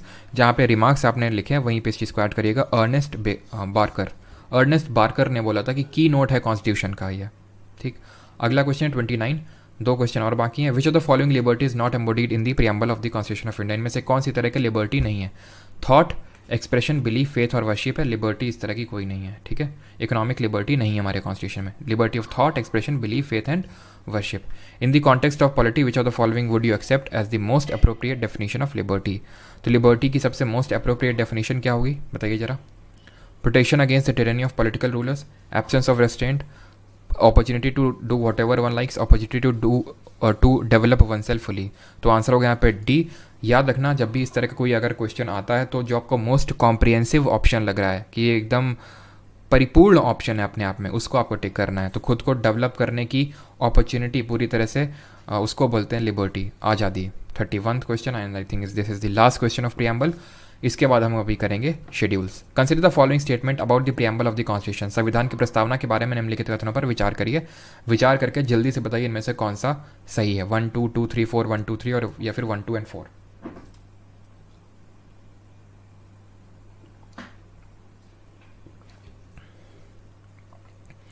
Objective resolution proposed by Nehru ultimately became the preamble. It is not justiciable in nature. ठीक है। इसको 1 करिए, इसको 2 करिए, इसको 3 करिए, इसको 4 करिए। ठीक है। It can not be amended, गलत। It can be amended. It can not be overwrite the specific provisions of the constitution. तो चलिए मान लेते हैं हमने अभी नहीं पढ़ा है। ठीक है। तो 3 को एलिमिनेट कर सकते हैं। 3 गया, 3 गया, फर्स्ट एंड सेकेंड तो होगा ही होगा, तो एटलीस्ट 2 ऑप्शन चले गए। इट कैन नॉट बी, इसे संविधान के विशिष्ट प्रावधानों से अलग नहीं किया जा सकता। It can not be overwrite the specific, it can not be over ridden होगा यहाँ पे, over ridden by the specific provisions of the constitution. तो ये बात बिल्कुल सही, इसको हम अलग, इसे संविधान के विशिष्ट प्रावधानों से अलग नहीं किया जा सकता। आंसर होगा ऑप्शन नंबर डी, 1 2 एंड 4। तो तीसरा वाला आपका स्टेटमेंट गलत इसलिए था बिकॉज केशवानंद भारती केस में ये बोला गया है कि preamble is the part of the constitution and it can be amended, और इसको एक बार अमेंड किया भी जा चुका है। यहाँ से होता है हमारा प्रीएम्बल खत्म। अब यहाँ से आते हैं अपने दूसरे कॉम्पोनेंट पे, and that is schedules of Indian constitution. ठीक है। जिनको हम बोलते हैं अनुसूचियाँ। ठीक है। अनुसूचियाँ करते हैं अभी। ठीक है सर, पीडीएफ का बैकग्राउंड वाइट कर दो, ऐसे प्रिंट नहीं निकलेगा। अच्छा चलिए, तो अभी आते हैं अनुसूचियाँ पे। अनुसूचियाँ क्या हैं? तो अनुसूचियाँ हमारे कॉन्स्टिट्यूशन में मेंशन कुछ ऐसी चीज़ें हैं जो हमारे काफ़ी जो कंपोनेंट्स हमारे कॉन्स्टिट्यूशन के उसके बारे में बताते हैं। जैसे हमारे टोटल 12 अनुसूचियाँ हैं। संविधान में कितने अनुसूचियाँ हैं? 12 अनुसूचियाँ, 12 शेड्यूल्स हैं। लेकिन ओरिजिनली 12 शेड्यूल नहीं थे। तो शेड्यूल्स का थोड़ा सा हिस्ट्री समझ लेते हैं। जो हमारे संविधान में अनुसूचियाँ दी हैं, हमें ये रखना है कि ओरिजिनली अगर हम बात करें, मूलतः हमारे जो संविधान में अनुसूचियाँ थीं वो कितनी थी? 8 थी। ठीक है। एट प्रेजेंट अगर बात करें कितनी है? 12 है, 12 है। ठीक। उनको अमेंडमेंट से जोड़ा गया होगा, वो देखेंगे अभी। अब इन शेड्यूल्स को हमें याद करना है। याद करने के मैं तुम्हें बताता हूँ ट्रिक, ठीक है। ट्रिक है आपकी tears of old PM, trick है आपकी टीयर्स ऑफ ओल्ड पीएम, ये आपकी ट्रिक है। अब कैसे इससे याद होगा, ध्यान से समझिए। टी से हो गया आपका टेरिटरी। अभी आपको समझाऊंगा एक एक करके, चिंता ना करिए। जैसे वो पूरा समझ लिया, प्रियम्बल क्वेश्चन कर लिया, पूरा एकदम सिक्योर हो गया, उसी तरह से इसको भी पढ़ लेंगे, समझ लेंगे, फिर क्वेश्चन कर लेंगे, सिक्योर कर लेंगे, और फिर आखिरी में आ जाएंगे सोर्सेज ऑफ इंडियन कॉन्स्टिट्यूशन में, और ख़त्म हो गया, ठीक है। इस तरह से चीज़ें हम लोग करने वाले हैं। तो टी से हो गया territory. What does territory mean, तो इस पहले वाले शेड्यूल में क्या दिया हुआ है, या तो एक एक करके समझते जाएं, ऐसे ही करके ना। टी से हो गया आपका टेरिटरी, तो एक एक करके हम समझ ही लेते हैं, ठीक है। फर्स्ट शेड्यूल में क्या दिया हुआ है, तो इसमें दिया हुआ है नामकरण, name of states and their territorial jurisdiction and their. यहाँ पर लिख इसलिए नहीं रहा हूँ पूरा, बिकॉज यहाँ पर लिखा हुआ है, ठीक है। और समझा मैं आपको दूंगा पूरा, बिकॉज समझाने का मेरा आपका काम है, ठीक है। देयर टेरिटोरियल एक्सटेंट या फिर जुरिसडिक्शन, इसका मतलब क्या, राज्यों के नाम और उनका क्षेत्राधिकार कहाँ तक चलता है। साथ ही साथ यही काम यूटीज़ के लिए भी है। 28 स्टेट और 7 नहीं 8 हो गए यहाँ पे, ठीक है, 8 यूटीज़। तो 28 राज्य और 8 केंद्र शासित प्रदेशों का नामकरण और उनका क्षेत्राधिकार दिया हुआ है। ई से है एमोल्यूमेंट। सर ई से एमोल्यूमेंट तो कहीं दिख नहीं रहा। अलावेंस को ही एमोल्यूमेंट भी बोलते हैं। अलावेंस का मतलब भत्ता, यानी प्रेसिडेंट को कितनी सैलरी मिलेगी, वाइस प्रेसिडेंट को, स्पीकर को, जज को, कैग को कितनी सैलरी मिलेगी, अलावेंस मिलेगा, एमोल्यूमेंट मिलेगा, वो दिया हुआ है यहाँ पे, ठीक है। यहाँ पे एक तरह से सैलरी दी हुई है, एमोल्यूमेंट दिए हुए हैं, भत्ता दिया हुआ है। क्लियर है। क्या सर हमें ये याद करना पड़ेगा क्या कि किस किस की सैलरी लिखी हुई है, अभी मैं आपको बताता हूँ, ठीक है। वो याद भी मैं आपको अभी करवा दूंगा, आपको याद भी नहीं करना पड़ेगा और याद हो भी जाएगा। ए से है अफर्मेशन एंड ओथ। ए से क्या है, अफर्मेशन एंड ओथ। यहाँ पे अफर्मेशन और ओथ किसकी मेंशनड है, तो ओथ है जैसे मिनिस्टर्स की ओथ है, एमपीज़ की, एमएलएस की, जो मिनिस्टर्स लोग हैं, कैग की, सुप्रीम कोर्ट, हाई कोर्ट, जजेस की ओथ है। क्या सर ये याद करना है, तो चलिए अभी बताते हैं। सेकंड शेड्यूल में क्या दिया हुआ है, यहाँ पे लिखते हैं, ये सेकंड शेड्यूल है, ये थर्ड शेड्यूल है, ठीक है। सेकंड में क्या दिया हुआ है, एमोल्यूमेंट दिया हुआ है, भत्ता दिया हुआ है, अलावेंस यानी कि सैलरी दी हुई है। थर्ड में क्या दिया हुआ है, ओथ दिया हुआ है, शपथ दिया हुआ है। तो अगर तुमसे कभी पूछ लेना कि सेकंड शेड्यूल में कौन कौन मेंशन्ड है, थर्ड में कौन कौन मेंशन्ड है, कौन नहीं है, तो पता है याद करने का सबसे बेस्ट तरीका है, अभी बताता हूँ तुम्हें। इसमें प्रेसिडेंट है, ठीक है, गवर्नर है, वाइस प्रेसिडेंट है, हमारे जजेस हैं, हमारा कैग है, ये सब कोई है, ठीक। हमारा स्पीकर है, ठीक है, डेप्यूटी स्पीकर है, चेयरमैन, चेयरमैन तो वही वाइस प्रेसिडेंट हो गया राज्यसभा का, डेप्यूटी चेयरमैन हो गया। और ऐसे ही स्टेट लेवल में भी है, यानी कि स्टेट का तो गवर्नर हो गया, स्टेट के जो लेजिस्लेटिव असेंबली के स्पीकर होंगे वहाँ के डेप्यूटी स्पीकर होंगे, वहाँ का लेजिस्लेटिव अगर काउंसिल है तो वहाँ के जो डेप्यूटी चेयरमैन हैं, हाई कोर्ट के जजेस, इन सब का भत्ता लिखा हुआ है, ताकि सरकार इनका भत्ता चेंज ना कर सके। पहले से लिख के गए हमारे कॉन्स्टिट्यूशन में कर कि ये ऐसा ऐसा है, और ये एक पर्टिकुलर फंड होता है, वो हम पार्लियामेंट चैप्टर पढ़ेंगे, वहाँ से निकलेगी इनकी सैलरी वगैरह, तो तुम चेंज नहीं कर सकते हो, ठीक। इस वजह से अब भाई हाथ किसके किसके हाथ में पावर होती है, मिनिस्टर्स के पास। तो मिनिस्टर की सैलरी यहाँ पे लिखी होगी, नहीं लिखी होगी, क्यों, क्योंकि वो अपनी सैलरी को थोड़ी ना घटाएंगे। तो इन लोग किस लिए लिख के गए हैं, ताकि इन लोग की सैलरी मिनिस्टर्स लोग ना घटा सकें, खुद की तो घटाएंगे नहीं, इसलिए उनके नाम नहीं लिखे हुए हैं। ये लॉजिक से तुम्हें याद करना है। ओथ किसका है यहाँ पे, ओथ यहाँ पे प्रेसिडेंट का नहीं है, गवर्नर नहीं है, वाइस प्रेसिडेंट नहीं है, क्लियर हो गया। स्पीकर डेप्यूटी स्पीकर नहीं है, ये इसलिए नहीं है स्पीकर डेप्यूटी स्पीकर, क्योंकि अभी तुम्हें बताता हूँ, जब पार्लियामेंट पढ़ेंगे तो ये लोग अलग से कोई ओथ लेते ही नहीं है, शपथ। स्पीकर पद की कोई अलग से शपथ नहीं होती है, ठीक है। अब इनको छोड़ के सारे जितने हो गए हमारे, ये जजेस हो गए, ठीक है। सबसे पहले तो मिनिस्टर ले लो, क्योंकि मिनिस्टर लोग को पद धारण करने की, हाउस में घुसने की जल्दी होती है ना, तो इनसे बोला ये रुको ओथ लेके जाओ पहले, ठीक है। तो इन लोगों की सैलरी नहीं मेंशन कर रखा है वहाँ पे मिनिस्टर्स का। मिनिस्टर्स आपके यूनियन लेवल के भी और स्टेट लेवल के भी, ठीक है। ये तो मिनिस्टर हो गए जिन्होंने कोई पोर्टफोलियो होल्ड कर रखा है कि भाई ये हमारे फॉरेन अफेयर्स मिनिस्टर हैं, ये हमारे डिफेंस मिनिस्टर हैं, फाइनेंस मिनिस्टर हैं, वो तो मिनिस्टर हो गए। अब जैसे राहुल गांधी हैं और बाकी मान लेते हैं बीजेपी के कुछ एमपीज़ हैं, वो मिनिस्टर नहीं हैं, तो वो उनकी भी सेम मेंशन, यानी कि कोई भी जो हमारा एमपी है, सेम कोज विद एमपीज़ और एमएलएज का भी इसमें मेंशनड है। इसमें आपके जजेस भी हैं, ठीक है, जजेस इंक्लूडेड हैं सुप्रीम कोर्ट और हाई कोर्ट के, ये चीज़ आपको याद रखनी है। इसमें आपका कैग भी इंक्लूडेड है, कंट्रोलर एंड ऑडिटर जनरल। अब याद हो गया कि नहीं आपको, अगर आपसे कोई पूछ ले कि सेकंड शेड्यूल और थर्ड शेड्यूल में किसका मेंशन है और किसका मेंशन नहीं है, तो अभी आई होप आप बता पाएंगे बहुत ही क्लियरली।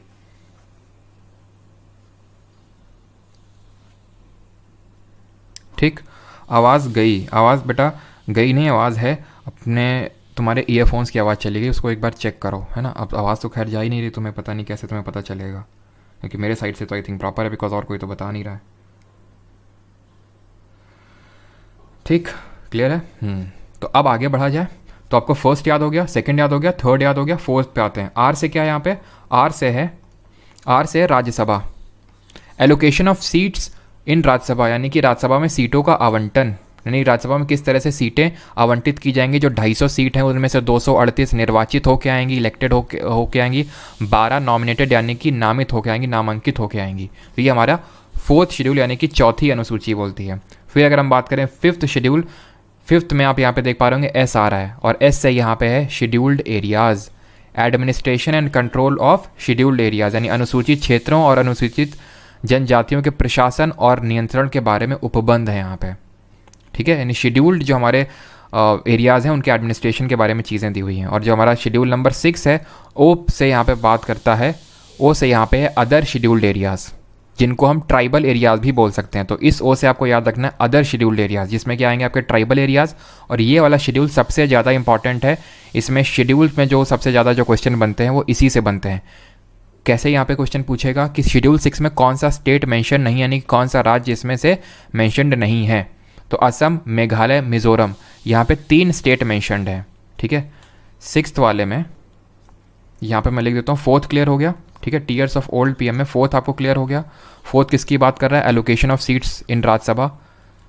फिफ्थ किसकी बात कर रहा है? Administration of scheduled areas. अब शेड्यूल्ड एरियाज़ क्या होते हैं? शेड्यूल्ड एरियाज़ वो होते हैं जहाँ पे कई सारे जो हमारे नॉर्थ ईस्ट के इलाके हैं, कई सारे जो हमारे छत्तीसगढ़, उड़ीसा, ये राज्य के कुछ इलाके हैं जहाँ पे कुछ स्पेशल चीज़ें हैं वहाँ पे, मतलब हर कोई ऐसे वहाँ पे जा नहीं सकता, प्रॉपर्टी नहीं ले सकता है। वो लिखा हुआ है हमारे इस पर्टिकुलर फिफ्थ शेड्यूल में। ठीक है, अब बात करते हैं 6th शेड्यूल में क्या लिखा हुआ है और कौन कौन से स्टेट मेंशन्ड है। तो 6th शेड्यूल बात करता है अदर शेड्यूल्ड एरियाज़ की, जिसमें कि हमारे 4 स्टेट्स आते हैं, और वो 4 स्टेट ये हैं। एटीएम मनी, आप इनको याद कैसे रखेंगे? एटीएम मनी से याद रखेंगे। ए से है असम, टी से है त्रिपुरा, एम से है मिज़ोरम, और इस एम से है मेघालय। ठीक है, अब वहाँ पे जब आपसे क्वेश्चन पूछेगा ना, तो 100% वो आपको मणिपुर ऑप्शन में देगा। बट आपको याद ये रखना है कि इस एटीएम में मनी नहीं है। मैंने आपको किस तरह से ये 4 स्टेट याद करवाया, एटीएम मनी, राइट। लेकिन आपको याद रखना कि इस एटीएम में मनी नहीं है, यानी इसमें मणिपुर नहीं आता है 6th शेड्यूल में। 5th शेड्यूल में हमारे शेड्यूल्ड एरियाज़ आएंगे, जो कि बहुत सारे राज्यों में हो सकते हैं। अदर शेड्यूल्ड एरियाज़ में, यानी कि जो हमारे ट्राइबल एरियाज़ हैं, उसमें 4 स्टेट आते हैं एटीएम मनी। ए से असम, टी से त्रिपुरा, एम से मिज़ोरम और एम से मेघालय। इसमें मणिपुर आपका नहीं है। क्लियर है यहाँ तक? अब आते हैं 7th वाले पे। ठीक है, 7th वाला मैं समझा देता हूँ, और उसके बाद अगर किसी का कोई डाउट होगा तो पूछेगा। यहाँ पे एफ है, टीयर्स ऑफ ओल्ड पीएम। इसको मैं समराइज़ भी अभी आपको करूँगा लिख के। ठीक है, हम लोग रिवाइज भी करेंगे। एफ से यहाँ पे है फेडरल प्रोविजंस। अब कल मैंने आपको फेडरल प्रोविजंस का मतलब समझाया था। फेडरल प्रोविजंस का मतलब क्या होता है? 7th में आपका दिया हुआ है फेडरल प्रोविजंस। फेडरल प्रोविजन का मतलब मैंने आपको ये समझाया था कि division of power between union and state, यानी कि राज्य और केंद्र और राज्यों के बीच में जो पावर यानी शक्ति का जो बंटवारा है उसको बोलते हैं फेडरल प्रोविजंस। तो इसमें किस तरह से बंटवारा है? बंटवारा इसमें 3 लिस्ट दी हुई है। एक तो है यूनियन लिस्ट, जिसको हम संघ सूची बोलते हैं, एक दी हुई स्टेट लिस्ट, जिसको हम राज्य सूची बोलते हैं, और तीसरी हमारी कॉन्करेंट लिस्ट, जिसको कि हम समवर्ती सूची बोलते हैं। तो इसमें कुछ सब्जेक्ट मेंशनड है, इसमें कुछ सब्जेक्ट मेंशन और इसमें कुछ सब्जेक्ट मेंशन है। यूनियन लिस्ट में जो सब्जेक्ट मेंशनड है, अब कौन कौन से सब्जेक्ट मेंशन है वो यहाँ पे देख लीजिए, जैसे कि defence, banking, currency, foreign affairs, communication. तो ये सब्जेक्ट पे जो लॉ बनाने का काम है, अभी ये 5 सब्जेक्ट नहीं, ऑब्वियस सी बात है, 100 से भी ज़्यादा सब्जेक्ट लिखे हुए हैं, जो हम सारे तो रट नहीं सकते हैं, लेकिन एक बेसिक आप कॉमन सेंस रख सकते हैं। यूनियन लिस्ट में वो सब्जेक्ट आएंगे जो बहुत इंपॉर्टेंट हो गए, जिनका लेना देना पूरे देश से होगा। डिफेंस का लेना देना किसी एक स्टेट से होता है क्या? पूरे देश से। बैंकिंग अर्थव्यवस्था, अगर किसी एक बैंक की बिगड़ी तो पूरे भारत की चरमरा सकती है, ये हालत होती है बैंकिंग की। तो इसीलिए इसको यूनियन लिस्ट में रखा गया। तो इस पे लॉ बनाने का काम सिर्फ हमारा केंद्र कर सकता है, यानी कि यूनियन का पार्लियामेंट कर सकता है। ये स्टेट लिस्ट के सब्जेक्ट हैं जिसमें आपका पुलिस आता है, ट्रेड आता है, एग्रीकल्चर आता है, इरिगेशन आता है, हेल्थ आता है।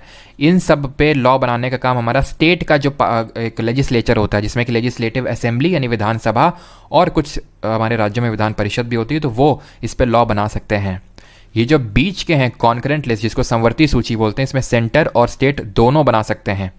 लेकिन अगर सेंटर ने बना दिया, अगर ये भी क्वेश्चन बन सकता है कि अगर मान लेते हैं सेंटर ने बना दिया तो, या फिर अगर मान लेते दोनों ने बना दिया, नॉट सेंटर ने बना दिया तो ठीक है, सेंटर ने बना दिया, स्टेट ने बना दिया ठीक है, स्टेट ने बना दिया, लेकिन अगर दोनों ने बना दिया तो सेंटर का प्रिवेल करेगा, सेंटर का ऊपर रहेगा, याद रखिएगा, ठीक है। अब यहाँ पे एजुकेशन आता है। पहले एजुकेशन स्टेट लिस्ट में होता था, लेकिन 42nd अमेंडमेंट ने एजुकेशन को, फॉरेस्ट को और वेट्स एंड मेजर्स को, तीनों को स्टेट से निकाल के कॉन्करेंट में ट्रांसफ़र कर दिया। इन तीनों सब्जेक्ट्स को, एजुकेशन, फॉरेस्ट और वेट्स और मेजर्स को स्टेट से उठा के कॉन्करेंट समवर्ती में डाल दिया।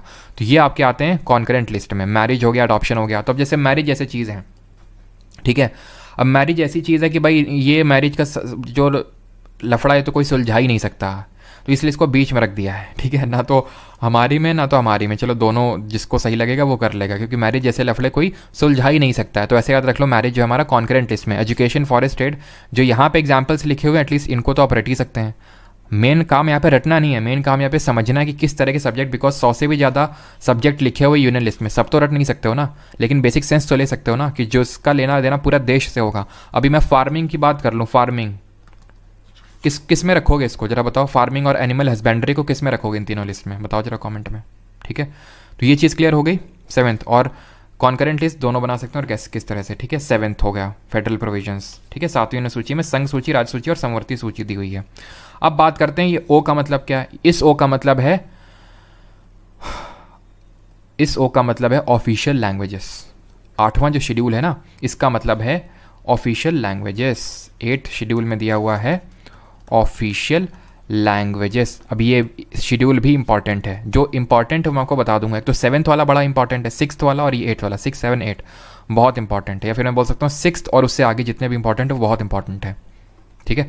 ऑफिशियल लैंग्वेजेस दी हुई हैं, कितनी दी हुई हैं, तो इस पर भी क्वेश्चन बनता है। ओरिजिनली 14 थी, बट एट प्रेजेंट 22 हैं। ये है ओरिजिनली, ठीक है, और ये हैं एट प्रेजेंट, मौजूदा समय में।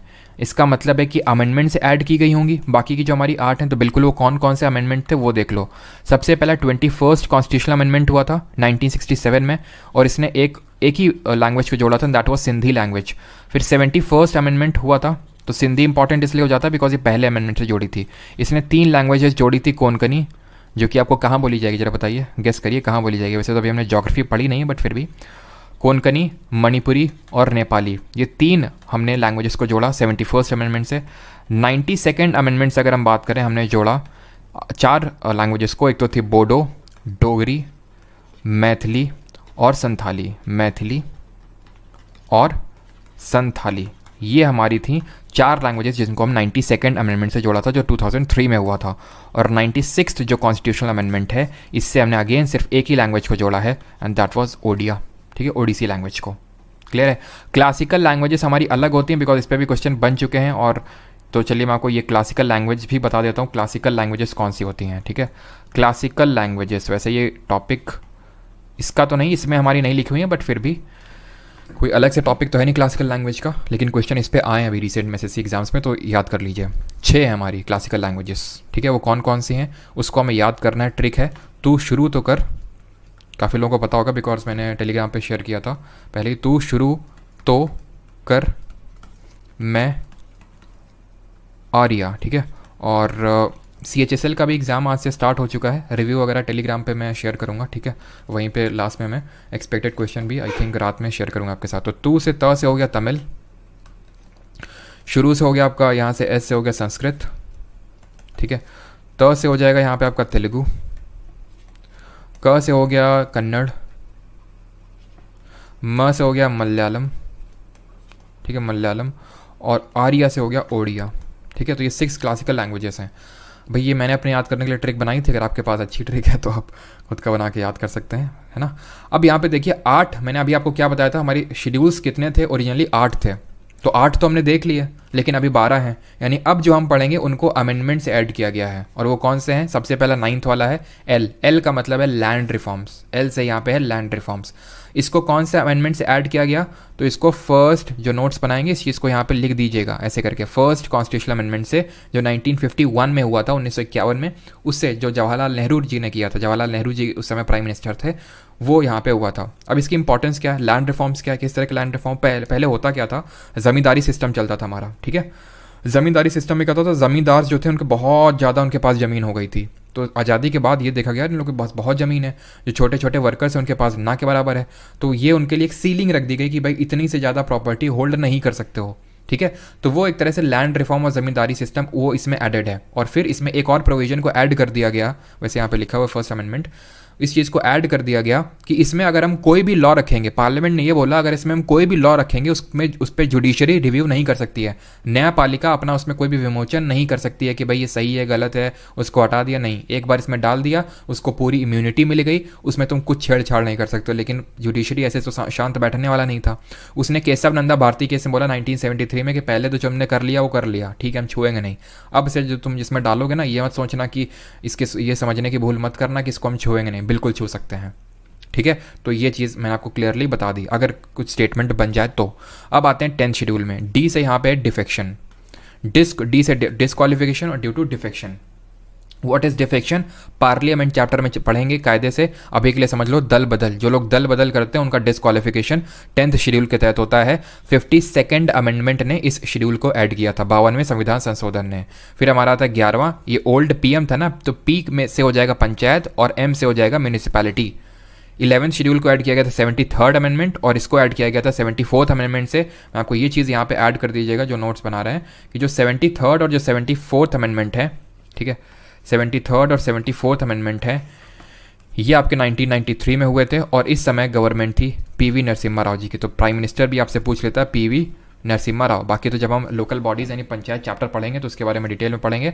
और ये चीज़ जहाँ पे लिखी हुई 73rd आपका जो 11th शेड्यूल है उसमें आपके 29 फंक्शनल मैटर्स दिए हुए हैं और इसमें 18 सब्जेक्ट्स। अब इसका मतलब क्या है, सब्जेक्ट या फिर फंक्शनल मैटर कहीं कहीं लिखा होता है, इसका मतलब ये होता है कि उसमें कई चीज़ें लिखी हुई हैं जिसपे कि हमारा पंचायत लेजिस्लेट कर सकता है, लॉ बना सकता है खुद से। जैसे कि अगर मान लेते हैं कुछ लेक हो गया, एनिमल हस्बेंड्री, इस तरह के अगर कुछ काम करने हैं तो पंचायत को ये पावर मिली हुई है इन 29 सब्जेक्ट के मैटर पे। और इन 18 सब्जेक्ट में मिली हुई है, वो मेंशन है म्यूनिसिपैलिटी नगर पालिकाओं के लिए। वो आपको याद करने की ज़रूरत नहीं है वो कौन से 29 और कौन से 18 हैं, ठीक है। चलिए इतनी चीज़ सभी को क्लियर हो गई यहाँ तक। अब बताइए किसी का कोई डाउट है क्या। अब मैं यहाँ पे आपके लिए करता हूँ सारी चीज़ों को समराइज़, फिर आप बताइएगा क्या किसी का कोई डाउट है यहाँ तक। सारी चीज़ें मैं करता हूँ समराइज़ ट्रिक के साथ। इस चीज़ को यहाँ से मैं हटा दूँ, जो नोट्स हैं उसमें आपको ये चीज़ मिल जाएगी, ठीक है। या नहीं होता तो मैं साइड में ही लिख लेता हूँ। टीयर्स ऑफ ओल्ड पीएम याद किया था ना, TEARS। टी से क्या था सभी लोग रिकॉल करेंगे, याद करेंगे, 1993 में हुआ था, इम्प्लीमेंट हुआ था, याद रखिएगा 1993 में ये इम्प्लीमेंट हुआ था, मैं बात कर रहा हूँ, ठीक है। हुआ कब था नहीं, इम्प्लीमेंट कब हुआ था, ठीक है। टी से है टेरिटरी। टी से क्या है टेरिटरी, किसकी टेरिटरी, स्टेट और यूटीज़ का नाम और उनका टेरिटोरियल एक्सटेंट। ई से क्या है एमोल्यूमेंट, किसका एमोल्यूमेंट, सबका जिसका पार्लियामेंट चेंज ना कर सके। तो मिनिस्टर और एमएलए वगैरह सब नहीं होंगे इसमें, एमपीज एमएलएज कौन होंगे, president, vice president, speaker, deputy speaker, governor, supreme court, high court के जज, कैग, सब कोई होगा। जब एफर्मेशन ओथ लेने की बात आएगी तो मिनिस्टर की होगी, बाकी president, vice president, governor, speaker, deputy speaker, deputy speaker, इन सब की नहीं होगी। कैग इसमें भी होगा, कैग दोनों में, जजेस दोनों में है। आर से क्या है, आर से राज्यसभा, यानी राज्यसभा में सीटों का आवंटन यानी allocation of seats in Rajya Sabha. S से क्या है, scheduled areas, administration of scheduled areas, ठीक है। Tears of old PM, of. O से क्या है, other scheduled areas, other scheduled areas जिनको हम ट्राइबल एरियाज ही बोल सकते हैं। कौन से 4 राज्य हैं, एटीएम मनी। ए से असम, टी से त्रिपुरा, एम से मिजोरम, एम से मेघालय। इस एटीएम में मनी नहीं है, मणिपुर नहीं है, मणिपुर जहाँ वायलेंस हो रहा है अभी वो मणिपुर नहीं है इसमें, ठीक है। एफ से क्या है, एफ से फेडरल प्रोविजंस, यानी कि जो संघात्मक ढांचा है हमारा, फेडरल प्रोविजंस हैं वो दिए हुए हैं। फेडरल प्रोविजंस मतलब division of power between the union and states. तो इसमें यूनियन लिस्ट दी हुई है, स्टेट लिस्ट दी हुई है और कॉन्करेंट लिस्ट दी हुई है, ठीक है। और अभी हम आज ही के लेक्चर में देखेंगे कि हमने जो कॉन्करेंट लिस्ट है वो कहाँ से ली है। तो टीयर्स ऑफ ओल्ड पीएम, तो ओल्ड पीएम यहाँ पे लिख देता हूँ, ओल्ड पीएम है भाई, ओल्ड मॉन्क नहीं, ठीक है। तो ओल्ड ओ से हो जाएगा आपका क्या, ऑफिशियल लैंग्वेजेस। ऑफिशियल लैंग्वेजेस कितनी दी हुई हैं, 22 हैं, ठीक है। पहले 14 थी, अभी 22 हैं। इसको लेके एक वीडियो शेयर करूँगा आपके परमार एसएससी टेलीग्राम पे, ठीक है। आपको देख के काफ़ी अच्छा लगेगा, ठीक है, जो भी लेक्चर अटेंड कर रहा है परमार एसएससी पे उस वीडियो को ज़रूर देखिएगा, अभी मैं लेक्चर ख़त्म होने के बाद उसको डालूंगा, ठीक है। एल की अगर हम बात करें तो एल से है लैंड प्रोविजंस को अबॉलिश किया गया था, ज़मींदारी को अबॉलिश किया गया था। अब क्योंकि ये 9th शेड्यूल है तो इसको ऑब्वियस सी बात है फर्स्ट अमेंडमेंट से ऐड किया गया 1951। डी से है डिस्क्वालिफिकेशन ड्यू टू डिफेक्शन, दल बदल कानून है इसमें, इसको 50 ये 10th शेड्यूल है आपका 52nd अमेंडमेंट से ऐड किया गया था। टी से है आपका पंचायत, 29 फंक्शनल मैटर्स दिए हुए हैं या फिर सब्जेक्ट्स दिए हुए हैं, और म्यूनिसिपैलिटीज़ नगर पालिकाएं जिसमें 18 फंक्शनल मैटर्स दिए हुए हैं नगर पालिकाएं, इसको 73rd अमेंडमेंट से ऐड किया गया था और इसको 74th। Tears of old PM, is that clear? आप बताइए जल्दी से इनके आंसर्स, अब कर दीजिए इन क्वेश्चंस को जल्दी जल्दी ख़त्म। How many schedules are there in constitution? 12, ठीक है। ओरिजिनली जब मैं बोलता हूँ 26 नवंबर 1949 की बात करता हूँ तो 8 होंगे, ठीक। In which of the following schedules of the constitution of India deals with the allocation of powers and functions between the union states? जल्दी से नोट्स ही डाल, सब ना कुछ डाल दें फालतू में, फिर हमने बैच बनाया है ना, फालतू में जिन लोगों ने एनरोल किया है। अब वो चीज़ बार बार कमेंट में मत ऐड किया, कोई डाउट है तो आप ऐड कर सकते हो, ठीक है। चलो आंसर क्या होगा? 3rd में क्या है? अफर्मेशन ओथ है। 5th में क्या है? Scheduled area. 7th में फेडरल प्रोविजंस जो बात करता है allocation of powers and functions की, ठीक है। 8th शेड्यूल में क्या है? लैंग्वेजेस है हमारी। 34th 10th schedule of Indian constitution deals with 10वीं अनुसूची, ठीक है। 52nd अमेंडमेंट डिफेक्शन, ठीक है, एंटी डिफेक्शन लेजिस्लेशन। अगला, schedules of constitution of India contain special provision for the administration and control of schedule areas in several state. तो कौन सा शेड्यूल है जो एडमिनिस्ट्रेशन ऑफ शेड्यूल्ड एरियाज की बात करता है सेवरल स्टेट्स में? 3rd, 5th, 7th या फिर 9th? आंसर क्या होगा? 5th, ठीक है। और ट्राइबल एरियाज 6th में आते हैं, ठीक है। How many languages were initially included in the 8th schedule of Indian constitution? Initially यानी मूलतः हमारे संविधान में के 8वीं अनुसूची में कितनी भाषाएं थी? तो ये थी टोटल 14, ठीक है, 14। अभी कितनी है? 22 हैं। 8 ऐड की गई थी, वो मैंने अभी आपको बता दिया कौन से अमेंडमेंट से की गई थी, ठीक है। फिर अगर हम बात करें the 6th schedule of Indian constitution does not exercise its control to the tribal areas of which state? इनमें से कौन सा स्टेट नहीं है आपका 6th शेड्यूल में?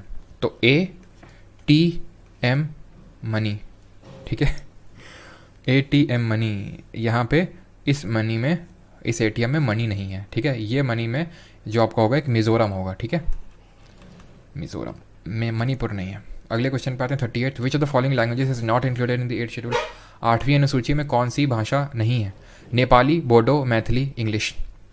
तो 8th शेड्यूल में हमारी नेपाली भी है, बोडो भी है, मैथिली भी है, बट इंग्लिश नहीं है। इंग्लिश से याद आता है, अगर कल जिन्होंने लोगों ने लेक्चर लिया होगा, चलो अब उसको यहाँ पर डिस्कस नहीं करते हैं, कोई आर्टिकल याद आ रहा है जो मैंने आपको कल बताया था? किस आर्टिकल में लिखा था कि इंग्लिश को 15 साल के लिए कंटिन्यू किया जाएगा पार्लियामेंट में लैंग्वेज के रूप में, और उसके बाद अबैंडन कर दिया जाएगा उसको? Which schedule contains provision relating to the emolument allowances privileges as to the president and governor? कौन सा है आपका जो बात करता है एमोल्यूमेंट के? Tears of old PM, TE, दूसरा वाला ही है, ठीक है। सेकंड कहाँ है? सेकंड ऑप्शन नंबर है। अगला वाला 40th, जल्दी से इसको मैच करिए 40th को। और फिर आते हैं सोर्सेज ऑफ इंडियन कॉन्स्टिट्यूशन पे, और फिर करते हैं आज के लेक्चर को ख़त्म। तो 2 दिन में आप देख सकते हैं कितनी सारी चीज़ें कर ली। नोट्स आपको मिल जाएंगे, मुझे पता है कल थोड़ी देरी हो गई, लेकिन आज से एकदम टाइम पे आपको नोट्स से मिलेंगे, और संडे को फिर आपका टेस्ट होगा। बस इस तरह से आप चीज़ें करते चलेंगे तो फिर कुछ भी आपको दिक्कत नहीं आनी। सर वीडियो 1 आवर छोड़ दीजिएगा, नोट्स कुछ छूट गए हैं। भाई वीडियो तो मैंने आपको पहले बोला था 30 मिनट्स एट मैक्स। वैसे तो प्राइवेट का होता है कि भाई तुरंत वीडियो जैसे हटा और प्राइवेट हो गया, लेकिन इसी वजह से मैं आधे घंटे उसको पब्लिक आगे करके रखूँगा, ठीक है। तो फर्स्ट शेड्यूल क्या है? T, और कुछ लोग इसको जाति के रूप में ले रहे हैं, सर जाति कर रहे हैं। अरे भैया तुम ये देखो, मैं बार बार बोल रहा हूँ कि बैच है जिसको मैं स्ट्रीम कर रहा हूँ, ठीक है। कुछ खैर चलो, टीयर्स ऑफ ओल्ड पीएम, तो पहला T टेरिटरी, ठीक है, यानी कि स्टेट के बारे में दिया हुआ है, ठीक है। 8th शेड्यूल में लैंग्वेजेस दी हुई हैं। 9th शेड्यूल में डिस्क्वालिफिकेशन ड्यू टू डिफेक्शन दिया, और 10th में दिया हुआ है, सॉरी 10th में आपका सही है तो पूरा सही मैच रहे। 9th में आपका दिया हुआ है validation of certain acts and regulation, और 10th में दिया हुआ सर इसमें तो डिफेक्शन दिया हुआ था, तो हमने कुछ और भी तो बताया था कि इसमें कोई भी एक्ट और रेगुलेशन अगर रख दिया गया तो वो जुडिशरी उस पर रिव्यू नहीं कर सकती, ऐसा पार्लियामेंट ने बोला था। फिर 1973 में KBC केस में बोल दिया नहीं कर सकता, तो उसी से संबंधित है ये। 1 2 3 4 यानी option number A will be the correct answer. इसको करिए, आखिरी क्वेश्चन है, फिर आते हैं उस पर। लाइफ स्टॉक और एनिमल हस्बेंड्री किस में आएगा? तो ये कैसा सब्जेक्ट है? ये मतलब पूरे देश से लेना देना है, गाय भैंस इनको यूनियन देखेगा क्या? नहीं, स्टेट के लिए छोड़ देगा, भाई तुम करो। अच्छा, रेजिडुअरी क्या होती है? रेजिडुअरी लिस्ट होती है जो सब्जेक्ट ना तो यूनियन में है, ना तो स्टेट में है, ना तो कॉन्करेंट में है, ऐसा सब्जेक्ट को हम रेजिडुअरी लिस्ट बोलते हैं। वो रेजिडुअरी लिस्ट में आता है और इस पे लॉ बनाने का जो पावर होता है, इसमें लॉ मेकिंग जो पावर होता है वो किसके पास होता है? वो होता है हमारे पार्लियामेंट के पास, यानी कि यूनियन के पास ये पावर होता है कि वो रेजिडुअरी लिस्ट में कोई भी लॉ बना सकता है। रेजिडुअरी लिस्ट मतलब कोई ऐसा कोई सब्जेक्ट निकल आए जो तीनों लिस्ट में नहीं है, तो फिर पार्लियामेंट बनाएगा आपका। ठीक है, पहले ये वॉइस रॉय करता था प्री इंडिपेंडेंस। ठीक है, चलिए अब हम आ जाते हैं अपने सबसे पहले इसमें टॉपिक की ओर, and that is sources of Indian constitution. और इसको कराने के लिए मैं आपको ले चलूँगा दूसरे सॉफ्टवेयर की ओर। ठीक है, तो ये हमने सारी चीज़ें कर ली हैं। अब ये जो क्वेश्चंस को करने के लिए हमें समझना होगा किसके बारे में? Various sources of Indian constitution. तो चलिए हम आपको लेके चलते हैं कहीं और। ठीक है, सभी लोग तैयार हैं कहीं और चलने के लिए? चलिए, तो हम लोग आ चुके हैं अब यहाँ पे सोर्सेज ऑफ इंडियन कॉन्स्टिट्यूशन पे। ठीक, यानी कि संविधान में हमने कौन सी चीज़ कहाँ से बोरो की है, कॉन्स्टिट्यूशन में हमने कौन सी चीज़ कहाँ से ली है, वो अब यहाँ पे देखने वाले हैं। ठीक है, छोटा सा है, मैं कोशिश करूँगा कि आपको बहुत ही आसान तरीके से कुछ निमोनिक कुछ ट्रिक्स के साथ यहाँ पे बताऊँ, ताकि जितने ज़्यादा से ज़्यादा आप यहीं पे याद कर सकते हैं, क्वेश्चंस भी करेंगे, तो जितने ज़्यादा से ज़्यादा आप यहाँ पे याद कर सकते हैं वो कोशिश करिएगा आप यहाँ पे, और उसकी कोशिश मैं भी करूँगा जितने ज़्यादा से ज़्यादा आपको यहीं पे याद करवा सकूँ। बात के लिए उतना काम आप मत छोड़ा करिए, यहीं याद करिए। ठीक है, गवर्नमेंट एक हमारे टीचर थे, नितिन रॉय नाम था बायोलॉजी का, इतना सूतते थे ना, क्यों सूतते थे? ताकि हम लोग को वहीं का वहीं याद हो जाए, इतना भयंकर सुताई करते थे। अब वो तो हो नहीं सकता डिजिटल में, तो ये आपके पास स्पेशल प्रिविलेज है, देखो, है ना, तो इस प्रिविलेज का फ़ायदा उठाएं। गवर्नमेंट ऑफ इंडिया एक्ट 1935, ये सबसे पहले याद रखना कि जो हमारा स्ट्रक्चरल जो चीज़ें हैं कॉन्स्टिट्यूशन में, सबसे ज़्यादा जो इन्फ्लुएंस है, हैड दी मोस्ट या फिर most influence in our constitution, most influence in our constitution. इन सबसे ज़्यादा अगर हमारे संविधान को किसी चीज़ ने इन्फ्लुएंस किया है तो वो इसी ने ही किया है, गवर्नमेंट ऑफ इंडिया 1935 ने। ज़्यादातर जो हमारे प्रोविजंस है, फिर पूरा स्ट्रक्चरल जो ढांचा है हमारे कॉन्स्टिट्यूशन का, वो यही भारत सरकार अधिनियम 1935 का बना। अब मुझे आप लोग याद दिलाइएगा, वो तो मुझे याद ही है, लेकिन आप भी मुझे याद दिलाइएगा कि मुझे आपको एक्ट्स भी करवाने हैं। रेगुलेटिंग एक्ट जैसे 1773 का रेगुलेटिंग एक्ट, 1833 का, 1813 का, 1909 का मॉर्लेमेंटो, 1919 का मॉन्टैग फॉर रिफॉर्म, ये भी करवाना है। होगा नहीं होगा तो मॉडर्न हिस्ट्री में कर लेंगे, नहीं तो मुझे याद दिलाना ये करवाना है, तब यहाँ पे मैं आपको ये करवाऊंगा। इस पे क्वेश्चन आए हैं, ठीक है, गवर्नमेंट और आते भी हैं, 1919 इन सब पे एक्ट पे आते हैं, क्लियर है। तो यहाँ से गवर्नमेंट ऑफ इंडिया जो 1935 था, यहाँ से हमने क्या क्या लिया वो देख लेते हैं। तो यहाँ से हमने इमरजेंसी के प्रोविजंस लिए, मैं हिंदी में भी दिखा दूंगा, इमरजेंसी के प्रोविजंस लिए, इस्टेब्लिशमेंट ऑफ सुप्रीम कोर्ट लिया, supreme court, public service commission, office of governor यानी कि राज्यपाल का पद, और फेडरल स्कीम ऑफ गवर्नमेंट ली। फेडरल स्कीम ऑफ गवर्नमेंट जो यूनियन लिस्ट, स्टेट लिस्ट जो ये होता है, यानी फेडरल सिस्टम यानी संघीय व्यवस्था, राज्यपाल का कार्यालय, मतलब कार्यालय, स्ट्रक्चर ऑफ जुडिशरी, न्यायपालिका का ढांचा, इमरजेंसी प्रोविजंस। ध्यान रखना स्ट्रक्चर लिया है, अब चिंता मत करिए, वो सारे कन्फ्यूजन अभी मैं आपको दूर कर दूंगा। स्ट्रक्चर ढांचा लिया है, न्यायपालिका की स्वतंत्रता वो हमने यहाँ से नहीं लिया, वो अमेरिका से लिया है, ठीक है। पब्लिक सर्विस कमीशन यानी लोक सेवा आयोग। 3 जो हमारी लिस्ट हैं शक्तियों के वितरण, एक तरह से जो यूनियन लिस्ट और स्टेट लिस्ट है मेजरली, वो हमने यहाँ से 1935 के एक्ट से लिया है। अब बात कर लेते हैं यूके यानी कि जो हमारा ब्रिटेन है, वहाँ से क्या क्या लिया है। अब ये बताइए कि यूके ही हमें रूल कर रहा था ना, तकरीबन ऑलमोस्ट 200 साल तक रूल किया, तो इसने जो सिस्टम्स डेवलप किए थे वो हमारे लिए अडॉप्ट करना बहुत आसान था। जब मैं आपको वो एक्ट पढ़ाऊँगा तो वहाँ पर हम देखेंगे किस तरह से हमारा धीरे धीरे एग्जीक्यूटिव बनता है, ठीक है, कार्यपालिका बनता है, फिर धीरे धीरे कैसे लेजिस्लेचर बनता है। अच्छा, एग्जीक्यूटिव लेजिस्लेचर जिन लोगों को नहीं पता समझ लीजिए, हम पॉलिटी में इन 3 टर्म्स का यूज़ बड़ा करेंगे। हमारे पॉलिटी के 3 कंपोनेंट्स होते हैं। एक तो होता है लेजिस्लेचर, जिसको कि हम बोलते हैं विधायिका। क्या होता है ये लेजिस्लेचर, जिसको कि हम हिंदी में बोलते हैं विधायिका? ये करता है कानून बनाने का काम, लेजिस्लेट करने का काम। इसको इम्प्लीमेंट या एग्जीक्यूट करने का काम करता है एग्जीक्यूटिव, जिसको कि हम बोलते हैं कार्यपालिका, क्लियर। और इसको रिव्यू करने का काम कि ये जो लेजिस्लेचर ने जो लॉ बनाया है ये सही है कि नहीं है, जस्ट है कि नहीं, वो काम करता है जुडिशरी यानी कि न्यायपालिका, जिसमें हमारे सुप्रीम कोर्ट, हाई कोर्ट आते हैं। लेजिस्लेचर में हमारे लोकसभा, राज्यसभा ये आते हैं, एग्जीक्यूटिव में हमारी सरकार आती है। यहाँ तक एक ट्रैफिक पुलिस का जो बंदा है वो भी एग्जीक्यूटिव के तहत ही अंदर ही आता है वो, ठीक है। तो आप ये समझिए कि जो हमने अभी पार्लियामेंट्री फॉर्म ऑफ गवर्नमेंट हमारे देश में, आपको पता है कि संसदीय प्रणाली चलती है। वो क्यों चलती है? क्योंकि यूके ने ऐसा ही डेवलप कर दिया था और यूके में ऐसा ही चलता था। क्योंकि यूके में ऐसा ही चलता था तो उन्होंने हमारे यहाँ भी ऐसे डेवलप किया जब हम आज़ाद नहीं हुए थे, इसलिए हमारे लिए वो अपनाना ज़्यादा आसान था। तो पार्लियामेंट्री फॉर्म ऑफ गवर्नमेंट, ठीक है। पार्लियामेंट्री प्रिविलेजेस, जो हमारे पार्लियामेंटेरियंस हैं उनको कुछ विशेष अधिकार प्राप्त हैं, वो भी हमने यहीं से लिए हैं। पार्लियामेंट वाली सारी चीज़ें यूके से ली हैं। एकल नागरिकता, सिंगल सिटीजनशिप हमने यहाँ से ली है। अब याद कैसे रखेंगे, कंफ्यूज कैसे नहीं होंगे कि हमने यूएसए से नहीं ली है, ऐसे नहीं कंफ्यूज होंगे, बिकॉज मैंने आपको कल ही बता रहा था और फिर आज बता रहा हूँ। सिंगल सिटीजनशिप का मतलब होता है कि आपके पास सिर्फ भारत की नागरिकता है। ऐसा नहीं कि भारत के नागरिक हो, यूपी के भी हो, बिहार के भी हो, हरियाणा के भी हो, राजस्थान के, ऐसा तो नहीं है ना। आप एकल नागरिकता आप होल्ड करते हो। लेकिन यूएसए में क्या होता है, वहाँ पे डुअल सिटीजनशिप का कॉन्सेप्ट चलता है। डुअल सिटीजनशिप कैसे चलती है, यानी एक तो लोग यूएस के सिटीजनशिप होगी उनके पास एक, और एक जिस स्टेट में रह रहे हैं, जैसे फॉर एग्जांपल मान लेते हैं कैलिफोर्निया की सिटीजनशिप है, सैन फ्रांसिस्को की सिटीजनशिप है, तो वो हो गई। हमारे यहाँ क्या है कि हम भारत के नागरिक हैं लेकिन निवासी हैं हम उत्तर प्रदेश के, ठीक है। तो ये यूके से लिया सिंगल सिटीजनशिप को। रूल ऑफ लॉ का मतलब होता है कि कानून सबसे ऊपर है। कानून की देवी आपने देखा होगा मूर्ति, है ना, आंखों में पट्टी बांधे रहती हैं, दैट डजंट मीन कि अंधी हैं वो।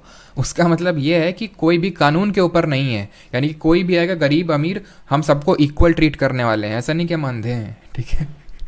तो वो है यहाँ पे। और यहाँ हिंदी का मतलब समझ लीजिए, पार्लियामेंट्री का मतलब है संसदीय व्यवस्था, कैबिनेट जो सिस्टम है वो भी यहीं से लिया। भाई पार्लियामेंट से ही तो कैबिनेट आता है, ठीक है, एक तरह से आप ऐसे समझ सकते हो।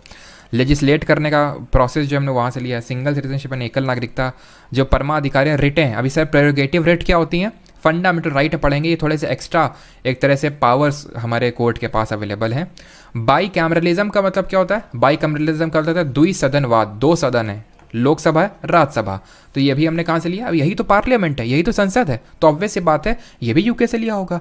पार्लियामेंट के पास हमारी कुछ प्रिविलेजेस हैं, विशेष अधिकार हैं। जैसे विशेष अधिकार का तो मैं सबसे बेस्ट एग्जाम्पल देता हूँ। हमारे कानपुर में एक एमएलए को काफ़ी साल पहले पीट दिया गया था एक आईएएस ऑफिसर और उनके कुछ सबॉर्डिनेट्स के द्वारा। क्यों? क्योंकि वो कुछ ऐसा मांग उठा रहे थे अपनी, और भयंकर रूप से उनको पीटा गया। अभी पिछले साल ही लेजिस्लेटिव असेंबली जो हमारी यूपी, उसके स्पीकर हैं सतीश माना, वो भी यूपी से ही है, कानपुर से ही हैं। और जो पिटाई हुई थी वो भी कानपुर से थे, उनका नाम क्या था, सलील बिश्नोई जी थे, हाँ वो, ठीक है। तो उनको पिछले साल ही, वैसे पीटा उन लोगों ने बहुत साल पहले था, क्या किया, सतीश माना जी ने, एक बीजेपी के एमएलए ने वो बात उठाई और सतीश माना जी ने उन लोगों को बुलाया गया उसमें एक तरह से सदन में बुलाया गया, जो मतलब एक ऐसा कटघरे में खड़ा किया गया सभी को, तकरीबन आई थिंक 5-6 थे, और उनको 1 दिन की कारावास सुनाया गया काल कोठरी में। तो इनके पास प्रिविलेजेस हैं कि अगर उनके कुछ और किसी ने उनके प्रिविलेजेस का हनन किया तो उनके पास ये पावर है कि वो किसी को सजा दे सकते हैं, वो उनके पास पावर है, राइट। तो हम पार्लियामेंट चैप्टर में अच्छे से देखेंगे, रिट को फंडामेंटल राइट में देखेंगे। यूएसए से क्या लिया है, मौलिक अधिकार लिए हैं। अभी मैं आपको कुछ ट्रिक्स भी बता दूंगा, चिंता ना करिए, लेकिन पहले समझिए, नहीं ट्रिक भागेंगे तो इतना ट्रिक को याद करने के लिए अलग से ट्रिक बनानी पड़ जाएगी फिर, ठीक है। फिर बगल वाले से पूछना पड़ेगा फाइनली कि भाई बता दो यार, हम तो ट्रिक वाले हैं, ठीक है। तो मौलिक अधिकार जहाँ नीडेड है वहाँ पे, जैसे शेड्यूल में नीडेड था तो वहाँ तो मैंने आपको बताया, ठीक है।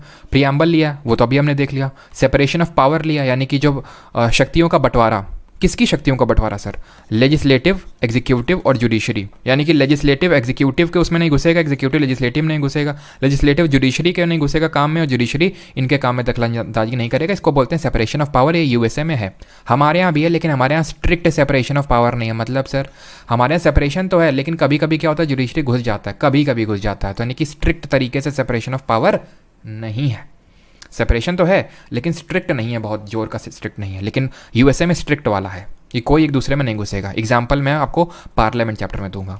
सुप्रीमेसी ऑफ द कॉन्स्टिट्यूशन, यानी संविधान सुप्रीम है, सबसे बड़ा है। इंडिपेंडेंट जुडिशरी है, न्यायपालिका स्वतंत्र है, ठीक है, वो हमने यहाँ से लिया है। इसको अभी थोड़ा सा होल्ड करिए, जो रिमूवल लिखा है, जुडिशियल रिव्यू, ये हमने यहाँ से लिया है। अब बहुत लोग मैंने देखा है, काफ़ी टीचर बता देते हैं इंटीग्रेटेड जुडिशरी, वो भी यूएसए से लिया, लेकिन वो गलत है। इंटीग्रेटेड जुडिशरी हमने नहीं लिया है यूएसए से, और ये बहुत इंपॉर्टेंट है। यूपीएससी पे मल्टीपल बार क्वेश्चन पूछ सकता है और एसएससी भी अब पूछेगा। इंटीग्रेटेड जुडिशरी का मतलब होता है कि मैंने आपको कल भी आई थिंक बताया होगा कि सुप्रीम कोर्ट, हाई कोर्ट, ऐसे हमारे सब इंटीग्रेटेड हैं। ऐसा नहीं है कि भाई केंद्र के कानूनों के लिए सुप्रीम कोर्ट है और जो राज्य के कानून हैं उन पे रिव्यू करने के लिए हर स्टेट का हाई कोर्ट है। ऐसा नहीं होता है। हाई कोर्ट का कोई डिसीजन है उसको सुप्रीम कोर्ट रिव्यू कर सकता है, सुप्रीम कोर्ट वाले को हाई कोर्ट कर सकता है, कोई राज्य ने कोई कानून बनाया उसको सुप्रीम कोर्ट देख सकता है, कोई केंद्र का कानून आया उसको हाई कोर्ट नलीफाई कर सकता है, वो कर सकता है। तो सब कुछ इंटीग्रेटेड है। ऐसा यूएसए में नहीं है। यूएसए में एक फेडरल कोर्ट है और उनकी स्टेट की अलग अलग कोर्ट हैं, वहाँ पे इंटीग्रेटेड नहीं है। ये डिफरेंस है कि हमारे यहाँ सिंगल सिटीजनशिप है, उनके यहाँ सिंगल नहीं डुअल है। हमारे यहाँ जुडिशरी इंटीग्रेटेड है, उनके यहाँ पे नहीं है। हमारे यहाँ पार्लियामेंट्री फॉर्म ऑफ गवर्नमेंट है, वहाँ पे प्रेसिडेंशियल फॉर्म ऑफ गवर्नमेंट है। राष्ट्रपति मतलब एक तरह से राष्ट्रपति वाला जो फॉर्म ऑफ गवर्नमेंट होता है वो वहाँ पे है। इक्वल प्रोटेक्शन ऑफ लॉज ये भी देखेंगे जब हम लोग आर्टिकल नंबर 14 पढ़ेंगे। Election of the head of state, head of state कौन होता है हमारा? प्रेसिडेंट। तो राष्ट्रपति के इलेक्शन, वाइस प्रेसिडेंट का पोस्ट, ठीक है, पोस्ट ऑफ वाइस प्रेसिडेंट ये है उपराष्ट्रपति का पद। राष्ट्रपति का इम्पीचमेंट, अब ये समझो इम्पीचमेंट क्या होता है। तो इम्पीचमेंट होता है रिमूवल। राष्ट्रपति के रिमूवल को हम इम्पीचमेंट बोलते हैं, क्योंकि राष्ट्रपति हमारे पूरे देश का हेड होता है, मुखिया होता है, इसलिए उसको हटाने के लिए एक स्पेशल वर्ड दे देते हैं, थोड़ी इज्जत से हटाते हैं, इम्पीचमेंट। अगेन प्रेसिडेंट टॉपिक पे पढ़ेंगे। तो इम्पीचमेंट यानी प्रेसिडेंट का रिमूवल दिया गया हुआ है और सुप्रीम कोर्ट और हाई कोर्ट के जजेस का भी रिमूवल इसी में दिया हुआ है। किसी के अगर रिमूवल की बात आएगी तो वो यूएसए से लिया है, रिमूव करने की बात आएगी तो, ठीक है। अब इन दोनों का प्रेसिडेंट को हटाने का प्रोसीजर और सुप्रीम कोर्ट हाई कोर्ट जजेस हटाने का प्रोसीजर ऑलमोस्ट सेम होता है, हम देखेंगे बाद में। और फाइनेंशियल इमरजेंसी ये हमने लिया है यूएसए से। अब बात कर लेते हैं क्या हमने लिया है कनाडा से। तो कनाडा से हमने लिया है federalism with strong centre appoints governor of the state, residuary power vest with the centre and advisory jurisdiction of supreme court. तो यहाँ पे मैं आपको दिखाता हूँ कनाडा के सामने क्या क्या लिया है। हिंदी में मैं बता देता हूँ, फिर मैं आपको बहुत ही आसानी से आपको याद करवा देता हूँ। केंद्र द्वारा राज्य के राज्यपालों की नियुक्ति, सशक्त केंद्र के साथ संघीय व्यवस्था और उच्चतम न्यायालय का परामर्शी मतलब एडवाइजरी जुरिस्डिक्शन, ठीक है, सलाहकारी जिसको हम क्षेत्राधिकार बोल सकते हैं। और अवशिष्ट शक्तियाँ को सेंटर में निहित है, यानी कि जो केंद्र है उसमें निहित है, अवशिष्ट शक्तियाँ केंद्र में निहित हैं। अब इसको बहुत ही आसानी से ऐसे समझो। कनाडा, सी से कनाडा और सी से सेंटर। अब कल मैंने बताया था फेडरलिज्म होता क्या है। फेडरलिज्म होता है कि यूनियन और स्टेट के बीच में इक्वल पावर का डिवीजन। लेकिन इंडिया में क्या है? Federalism with a strong centre. हमारे यहाँ फेडरेशन तो है, पावर का डिवीजन तो है, लेकिन सेंटर के पास ज़्यादा पावर है। ये चीज़ हमने कनाडा से ली है। सेंटर जो है गवर्नर को अपॉइंट करता है। ये किस तरह का फीचर होगा, फेडरल या फिर यूनिटरी? भाई यहाँ पे डिस्कस किसका कर रहे हैं? यूनिटरी फीचर्स का, ठीक है। तो यूनिटरी होगा, हाँ यूनिटरी फीचर है। कल हम लोगों ने पूरा डिस्कस किया था कि कौन सा यूनिटरी फीचर होगा, कौन सा फेडरल फीचर होगा, ठीक है। तो जितने भी यूनिटरी टाइप के फीचर्स हैं वो सब कनाडा से लिए हैं। Residency power, not residency, residuary हो गई है, ठीक है। जो रेजिडुअरी पावर है, व्हाट आर रेजिडुअरी पावर? अभी मैंने बताया कि एक तो यूनियन, स्टेट और कॉन्करेंट, इसमें अगर कोई भी सब्जेक्ट मेंशन नहीं है वो रेजिडुअरी लिस्ट में आएगा। और उसमें लॉ बनाने का पावर जो होता है वो सेंटर के पास होता है। यानी सेंटर सेंटर सेंटर, सी से सेंटर, सी से Canada, strong centre, centre appointing governor, residuary power with the centre, सब कुछ किसके पास है? कनाडा के पास। और advisory jurisdiction of supreme court, ये जब सुप्रीम कोर्ट पढ़ेंगे तब पढ़ेंगे ये होता क्या। अभी के लिए रट लो कि एडवाइजरी जुरिस्डिक्शन यहाँ से लिया है। एडवाइजरी जुरिस्डिक्शन एक्चुअल में ये होता है, हम पढ़ेंगे सुप्रीम कोर्ट वाले चैप्टर में, कि हमारा प्रेसिडेंट एडवाइस लेने जाता है किसके पास? सुप्रीम कोर्ट के पास। उसको हम बोलते हैं एडवाइजरी जुरिस्डिक्शन, ठीक। और अब बात कर लेते हैं ऑस्ट्रेलिया की। इससे लिए हमने कॉन्करेंट लिस्ट, जो डिवीजन ऑफ पावर ये नहीं है, इसको हटा दीजिए अभी आप, ठीक है। Freedom of trade and commerce और जॉइंट सिटिंग, सिर्फ 3 चीज़ें आपको याद रखनी है। समवर्ती सूची, freedom of trade and commerce यानी कि व्यापार करने की आज़ादी, और संयुक्त बैठक, जो लोकसभा और राज्यसभा की जो संयुक्त बैठक होती है वो यहाँ पे है। अब कुछ चीज़ें मैं जानबूझ के नहीं बता रहा हूँ, नहीं तो फिर यहीं पे पूरा पार्लियामेंट चैप्टर हो जाएगा इसी में ही, क्योंकि जॉइंट सीटिंग पार्लियामेंट का हिस्सा है। यानी कि संयुक्त बैठक होती है लोकसभा राज्यसभा की, कौन बुलाता है, कौन अध्यक्षता करता है, सब कुछ बाद में देखेंगे, ठीक है। अब याद कैसे रखेंगे कि ऑस्ट्रेलिया से इन 3 चीज़ों को लिया? तो अब यहाँ पर थोड़ी सी ट्रिक समझ लो। ऑस्ट्रेलिया अगर आप ध्यान से देखें तो कुछ इस तरह से दिखता है ऑस्ट्रेलिया। यहाँ पे ये आप देखिए, ट्रा से हो गया ट्रेड, ठीक है, ट्रेड हो गया। इस एस से हो गया, ले लो सिटिंग, यानी जॉइंट सिटिंग की बात कर रहा है। और ये जो है एल, ये बात कर रहा है लिस्ट की। किस तरह की लिस्ट की? कॉन्करेंट लिस्ट की। याद हो गए तीनों, ट्रेड, जॉइंट सिटिंग और कॉन्करेंट लिस्ट। अब बात कर लेते हैं आयरलैंड की। आयरलैंड से डीपीएसपी यानी कि राज्य के नीति निर्देशक तत्व ले रखे हैं। नॉमिनेशन ऑफ मेंबर्स ऑफ इन राज्यसभा, जो 12 मेंबर्स प्रेसिडेंट नॉमिनेट करता है, उसी तरह आयरलैंड में भी करता है। और method of election of president, जो राष्ट्रपति का इलेक्शन का जो मेथड है, प्रक्रिया, वो हमने ली है। राष्ट्रपति का रिमूवल लिया है कहाँ से? रिमूवल लिया हमने यूएसए से, देख लीजिए रिमूवल लिया है, और यहाँ पे आप देख पा रहे हो ये रिमूवल लिया है हमने, और यहाँ पे आप देख पा रहे होंगे इलेक्शन उसका लिया है, लेकिन इलेक्शन तो लिया है लेकिन उसका जो मेथड है, मेथड ऑफ इलेक्शन, वो आयरलैंड से लिया है। अब याद कैसे रखेंगे इसको? आयरलैंड, अगर आप ध्यान से देखें आयरलैंड के भी जो यहाँ पे लेटर्स हैं उससे हम याद कर सकते हैं। देखिए इससे आप 3 लेटर्स को निकालिए, RED को, तो रेड की तरह साउंड करेगा ये, लाल रेड। R से हो जाएगा यहाँ पे राज्यसभा में नॉमिनेशन ऑफ मेंबर, E से हो जाएगा यहाँ पे election of president, method of election of president, और D से हो जाएगा यहाँ पे DPSP। तो रेड आयरलैंड आए तो रेड याद रखिए, और रेड से आपको तीनों याद हो गए। जर्मनी से क्या लिया है? जर्मनी से लिया है president's power during emergency, suspension of fundamental right during emergency. अभी तो सर इमरजेंसी आपने 1935 के एक्ट में बताया था, तो वहाँ मैंने बताया था प्रोविजंस ऑफ इमरजेंसी। देखिए यहाँ पे था, एक सेकेंड, यहाँ पे इमरजेंसी के प्रोविजंस कि भाई क्या क्या अगर इमरजेंसी लागू हो जाएगी तो क्या क्या होगा, ये नहीं होगा। लेकिन जर्मनी से लिए हमने लिया है कि जब इमरजेंसी के टाइम पे मौलिक अधिकार सस्पेंड हो जाएंगे, आप कोर्ट नहीं जा सकते हैं अपने मौलिक अधिकारों की डिमांड करने के, हमारा ये राइट है, और ये वो सस्पेंशन जो होता है वो जर्मनी के कॉन्स्टिट्यूशन से लिया, और जर्मनी के कॉन्स्टिट्यूशन को बोलते हैं वेमार कॉन्स्टिट्यूशन। ठीक है, तो अगर इस तरह से लिख के आ जाए वेमार कॉन्स्टिट्यूशन, समझ जाना जर्मनी के कॉन्स्टिट्यूशन की बात हो रही है। तो प्रोविजंस ऑफ इमरजेंसी 1935 के एक्ट से, suspension of fundamental right during emergency Germany से, and the last one is, last नहीं आई थिंक सेकंड लास्ट भी फ्रांस पे ही बचा होगा। फ्रांस कहाँ गया? ये तो यूएसएसआर, चलो फ्रांस पे भी मैं करवा दूंगा। ठीक है, तो फ्रांस ही इसके बाद बाकी है। यूएसएसआर से हमने क्या लिया हुआ? सोवियत यूनियन, जिसको कि हम रशिया के नाम से जानते हैं। ठीक है, तो सोवियत जो अभी रशिया, पहले ये क्या था? इंटीग्रेटेड था, लेकिन टूट टूट के रशिया बना, यूक्रेन बना, बेलारूस बना, बहुत सारे देश बन गए। ठीक है, तो एक तरह से रशिया से हम बोल सकते हैं हमने क्या लिया? फंडामेंटल, लेकिन सबसे बड़ा देश उससे रशिया निकला, इसलिए हम यूएसएसआर को रशिया बोल देते हैं। तो फंडामेंटल ड्यूटी मौलिक कर्तव्य लिया, क्योंकि आप ऐसे समझ लो रशिया में लोगों को ऐसे ही नहीं घूमने दिया था कि तुम्हारे पास ये अधिकार है वो अधिकार है, उन लोगों को ड्यूटीज़ भी दी गई हैं, अधिक मतलब एक तरह से कर्तव्य भी दिए गए हैं। ठीक है, और आइडियल्स ऑफ जो सोशल, मतलब ये छोड़ दो, आइडियल्स ऑफ जस्टिस, जो हमने प्रियम्बल में जस्टिस पढ़ा ना, जस्टिस कितने तरह का? सोशल, इकोनॉमिक, पॉलिटिकल, वो आइडियल्स ऑफ जो जस्टिस लिए हैं वो रशिया से लिए हैं। ठीक है, रशिया के कॉन्स्टिट्यूशन से। अब यहाँ पे पढ़ लेते हैं, आखिरी है हमारा फ्रांस, ये PDF भी आपको मिल जाएगा। ठीक है, फ्रांस से हमने लिया है क्या? फ्रांस से लिया है हमने, फ्रांस से हो जाएगा फ्रैटर्निटी। ठीक है, फ्रैटर्निटी, और इस R को ही उठा लो, रिपब्लिक ले लो। रिपब्लिक और फ्रैटर्निटी के जो हमने कॉन्सेप्ट लिए हैं, और लिबर्टी, L नहीं है क्या यहाँ पे? तो फ्रैटर्निटी से यहाँ पे तीनों यहाँ पे याद रखो, लिबर्टी, इक्वलिटी, फ्रैटर्निटी, हमने 3 तरह के पढ़े थे ना, लिबर्टी, इक्वालिटी और फ्रैटर्निटी, तीनों यहीं से लिए हैं। एक्चुअल में फ्रेंच रेवोल्यूशन हुआ था, वहाँ से ये तीनों टर्म्स निकल गया था जो हमने अपने कॉन्स्टिट्यूशन में लिए, लिबर्टी, इक्वालिटी, फ्रैटर्निटी। जस्टिस लिया है रशिया से, वहाँ पे लोगों को जस्टिस, न्याय मिलता है, समझ लो ड्यूटीज़ हैं और ड्यूटी लोग करते हैं इसलिए उनको न्याय मिलता है रशिया में। ठीक है, लेकिन बाकी जो ऑब्जेक्टिव्स दिए हैं प्रियम्बल में, लिबर्टी, इक्वलिटी, फ्रैटर्निटी, वो फ्रांस से लिए हुए हैं। Is that clear? ख़त्म होता है। अब हम प्रैक्टिस करेंगे और उससे हमें और चीज़ें याद हो जाएंगी यहीं पर ही। ठीक है, चलिए MCQ पे आते हैं अभी। चलिए, तो पहला क्वेश्चन आपके सामने ये रहा, the constitution of India adopted many institutional details and procedure from the. बताइए जल्दी से, अब आंसर करिए।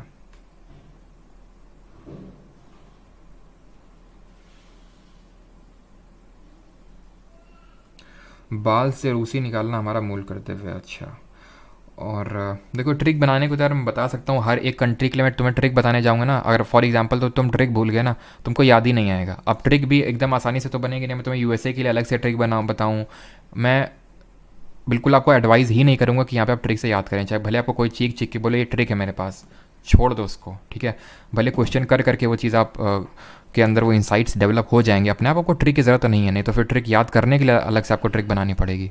तो constitution of India adopted many institutional details and procedure from the government of India 1935, इनसे तो हमने कुछ लिया ही नहीं। ठीक है, कंपनीज एक्ट से क्यों लेंगे? तो ज़्यादातर जो हमारा कॉन्स्टिट्यूशन का पार्ट था, याद रखना, इट हैड मेजर इन्फ्लुएंस, मैं बार बार बोल रहा हूँ, ज़्यादा सबसे ज़्यादा इन्फ्लुएंस इसी का ही था हमारे कॉन्स्टिट्यूशन में। क्या क्या लिया था? क्या क्या लिया था? तो हमने काफ़ी सारी चीज़ें ली थी, जैसे कि ऑफिस ऑफ गवर्नर लिया था। अब यहाँ पे बहुत इंपॉर्टेंट हो जाता है ये चीज़ याद रखना कि हमने ऑफिस ऑफ गवर्नर तो लिया था 1935 के एक्ट से, लेकिन जो राज्यपाल की नियुक्ति होती है by the centre in the state, वो कहाँ से लिया है? वो एक यूनिटरी फीचर है, और वो सारे यूनिटरी फीचर हमने कनाडा के कॉन्स्टिट्यूशन से लिए हैं। Is that clear? ठीक है, पब्लिक सर्विस कमीशन हो गया, सुप्रीम कोर्ट हो गया, ये सब हमने 1935 से लिया है। From which countries constitution has the constitution of India borrowed the feature of single citizenship and parliamentary system of government? बताइए, एकल नागरिकता आपने कहाँ से ली है और पार्लियामेंट्री? ऑस्ट्रेलिया से क्या लिया है? ट्रा से हो गया ट्रेड, एस से हो गया जॉइंट सिटिंग और एल से हो गया लिस्ट, कॉन्करेंट लिस्ट, खत्म हो गया। यूएसए से क्या लिया है? यूएसए से लिया इंडिपेंडेंट जुडिशरी, न्यायपालिका स्वतंत्र है, ठीक है, सॉरी कार्य वही न्यायपालिका हमारी स्वतंत्र है। Removal of president, removal of supreme court high court का जजेस, ठीक है।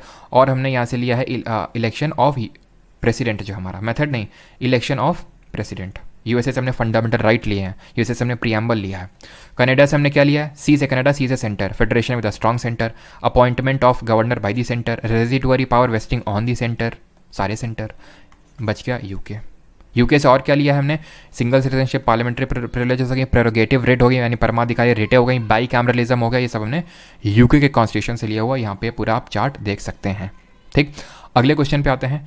विच feature of the Indian constitution has been taken from the constitution of Japan? हाँ, जापान छूट गया था, ओके, जापान यहाँ पे छूट गया था। तो जापान से हमने लिया प्रोसीजर स्टैब्लिश्ड बाई लॉ। अब ये समझ लो कि प्रोसीजर स्टैब्लिश्ड बाई लॉ होता क्या है। तो एक्चुअल में ये हमारे कॉन्स्टिट्यूशन में आर्टिकल नंबर 21 में लिखा हुआ, अनुच्छेद 21 में, प्रोसीजर स्टैब्लिश्ड बाई लॉ। इसका मतलब होता है कि कोई भी जो हमारे पार्लियामेंट या फिर स्टेट लेजिस्लेचर हैं, हमसे कोई भी लॉ नहीं छीन सकते हैं except procedure established by law, यानी कि जो भी हमारे संविधान में लिखा हुआ कि इस तरह से लॉ बनना चाहिए, कानून लोकसभा से पास होना चाहिए, राज्यसभा से होना चाहिए, देन प्रेसिडेंट से असेंट मिलनी चाहिए। अगर इस तरह से पास हुआ है कोई लॉ, तभी कोई लॉ हमारे राइट्स को ले सकता है। That is called as procedure established by law, ठीक है। तो ये हमने जापान से लिया है। आंसर क्या होगा? ऑप्शन नंबर ए यहाँ पे सही आंसर होगा। अगले क्वेश्चन को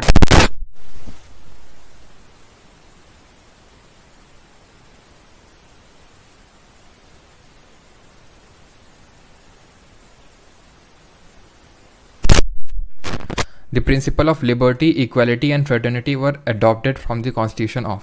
तो लिबर्टी, इक्वालिटी एंड फ्रेटर्निटी, तो फ्रै से हो गया फ्रांस, खत्म। ऑप्शन नंबर सी है कि नहीं आसान? लिबर्टी। और जस्टिस कहाँ से लिया?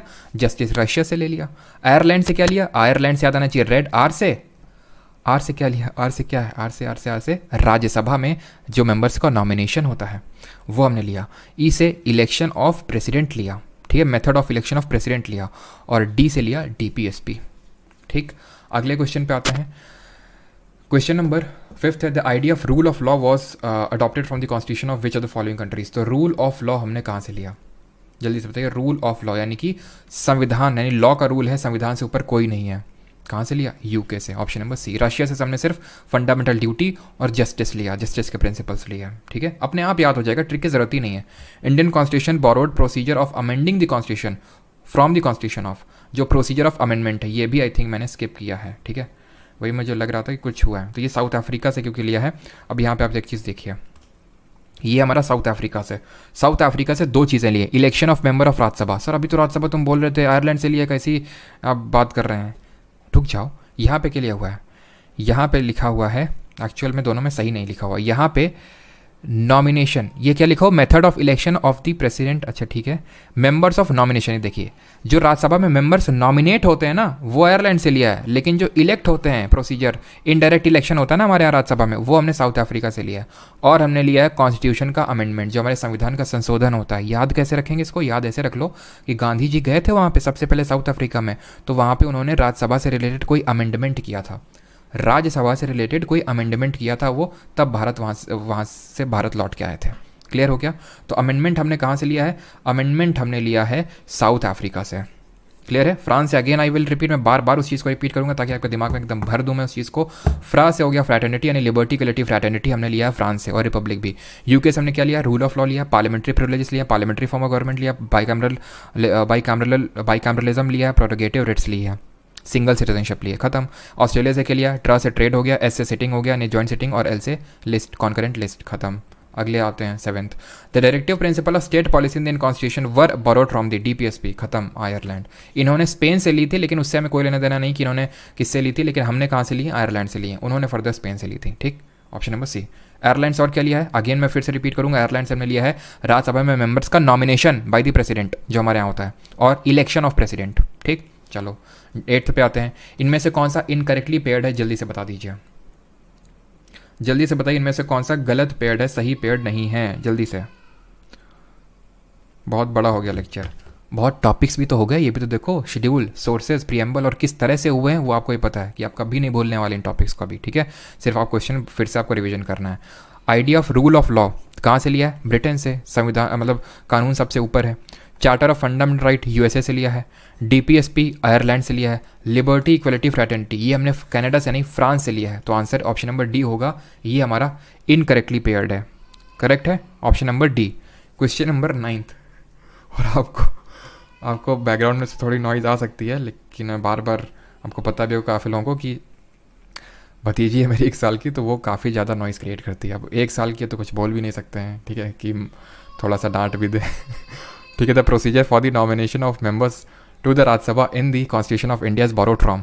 तो नॉमिनेशन ऑफ मेंबर्स कहाँ से लिया है? आयरलैंड से लिया। अभी बताया नॉमिनेशन लिया आयरलैंड से, लेकिन जो इलेक्शन लिया है, ठीक है, इलेक्शन लिया है वो हमने साउथ अफ्रीका से लिया है। राज्यसभा के रिगार्डिंग इलेक्शन पे अमेंडमेंट करके आए थे गांधी जी साउथ अफ्रीका में, तो अमेंडमेंट वहीं से लिया, ठीक है, साउथ अफ्रीका से। The procedure of judicial review in the Indian constitution and the provision of independence of judiciary कहाँ से लिया? बताइए। 3 चीज़ें हैं, याद रखिएगा, judicial review, independence of judiciary and integrated judiciary. न्यायपालिका स्वतंत्र है, न्यायपालिका आपकी रिव्यू कर सकती है किसी मामले में, उसको अधिकार है। ये तो अमेरिका से लिया है, यानी यूएसए से लिया है, लेकिन हमारी इंटीग्रेटेड जुडिशरी है वो हमने अमेरिका से नहीं लिया है। And the last question I think is this 11th number question ये है कि आपको ये मैच करना है DPSP, emergency power of president, union state relation और अमेंडमेंट को। जल्दी से बताइए।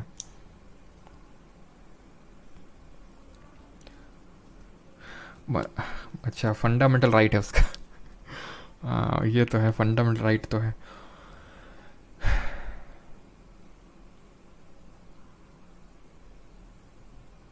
चलो, तो अगर हम बात करें डीपीएसपी की, तो डीपीएसपी किस कहाँ से लिया है? आयरलैंड से लिया है, ठीक है। Emergency power of the president, तो प्रेसिडेंट रेस्ट्रिक्ट कर देता है फंडामेंटल राइट को इमरजेंसी के टाइम पे, तो जर्मनी से लिया है। यूनियन स्टेट के रिलेशंस कनाडा से लिए हैं, और amendment of constitution south Africa से। तो 1 2 3 4 option number A. 12th number I think, अच्छा 1 2 और हैं अभी। तो सोशलिस्ट यानी कि union of Soviet socialist Republic से इनमें से कौन सा लिया हमने? जल्दी से बताइए। Union of Soviet socialist Republic से क्या लिया है? आप कंफ्यूज मत होइए, यही है यूएसएसआर, यही है Russia, fundamental right USA, preamble USA, concurrent list Australia, बचा क्या? 5 ईयर प्लान, पंचवर्षीय योजना भी हमने यहीं से लिया है। कहाँ से?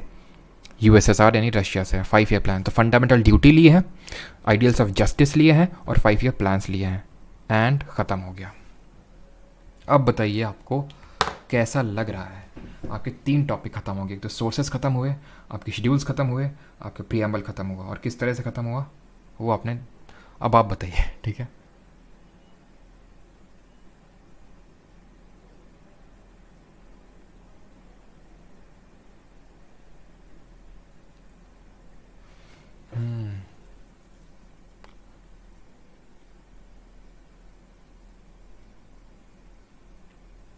मैं क्या पूछ रहे हैं, जीएसटी कहाँ से लिया है? सर आप कानपुर से कहाँ से हो? अभी बताते हैं कानपुर वाला, लेकिन जीएसटी वाला ज़्यादा इंपॉर्टेंट है। जीएसटी वाला मतलब एग्जैक्ट तो नहीं बोलेंगे, लेकिन थोड़ा बहुत जीएसटी का जो कंपोनेंट है हमने वो कनाडा से ही लिया है। क्योंकि अब देख लीजिए, जीएसटी में क्या है कि स्टेट तुम मत टैक्स कलेक्ट करो, हम टैक्स कलेक्ट करेंगे, सारे टैक्स को एक कर देंगे, और वो सिर्फ यूनियन के पास पावर होगी कलेक्ट करने के, यानी कि सेंटर के पास पावर होगी टैक्स को कलेक्ट करने की। अगेन सेंटर, अगेन कनाडा, खत्म, ठीक है।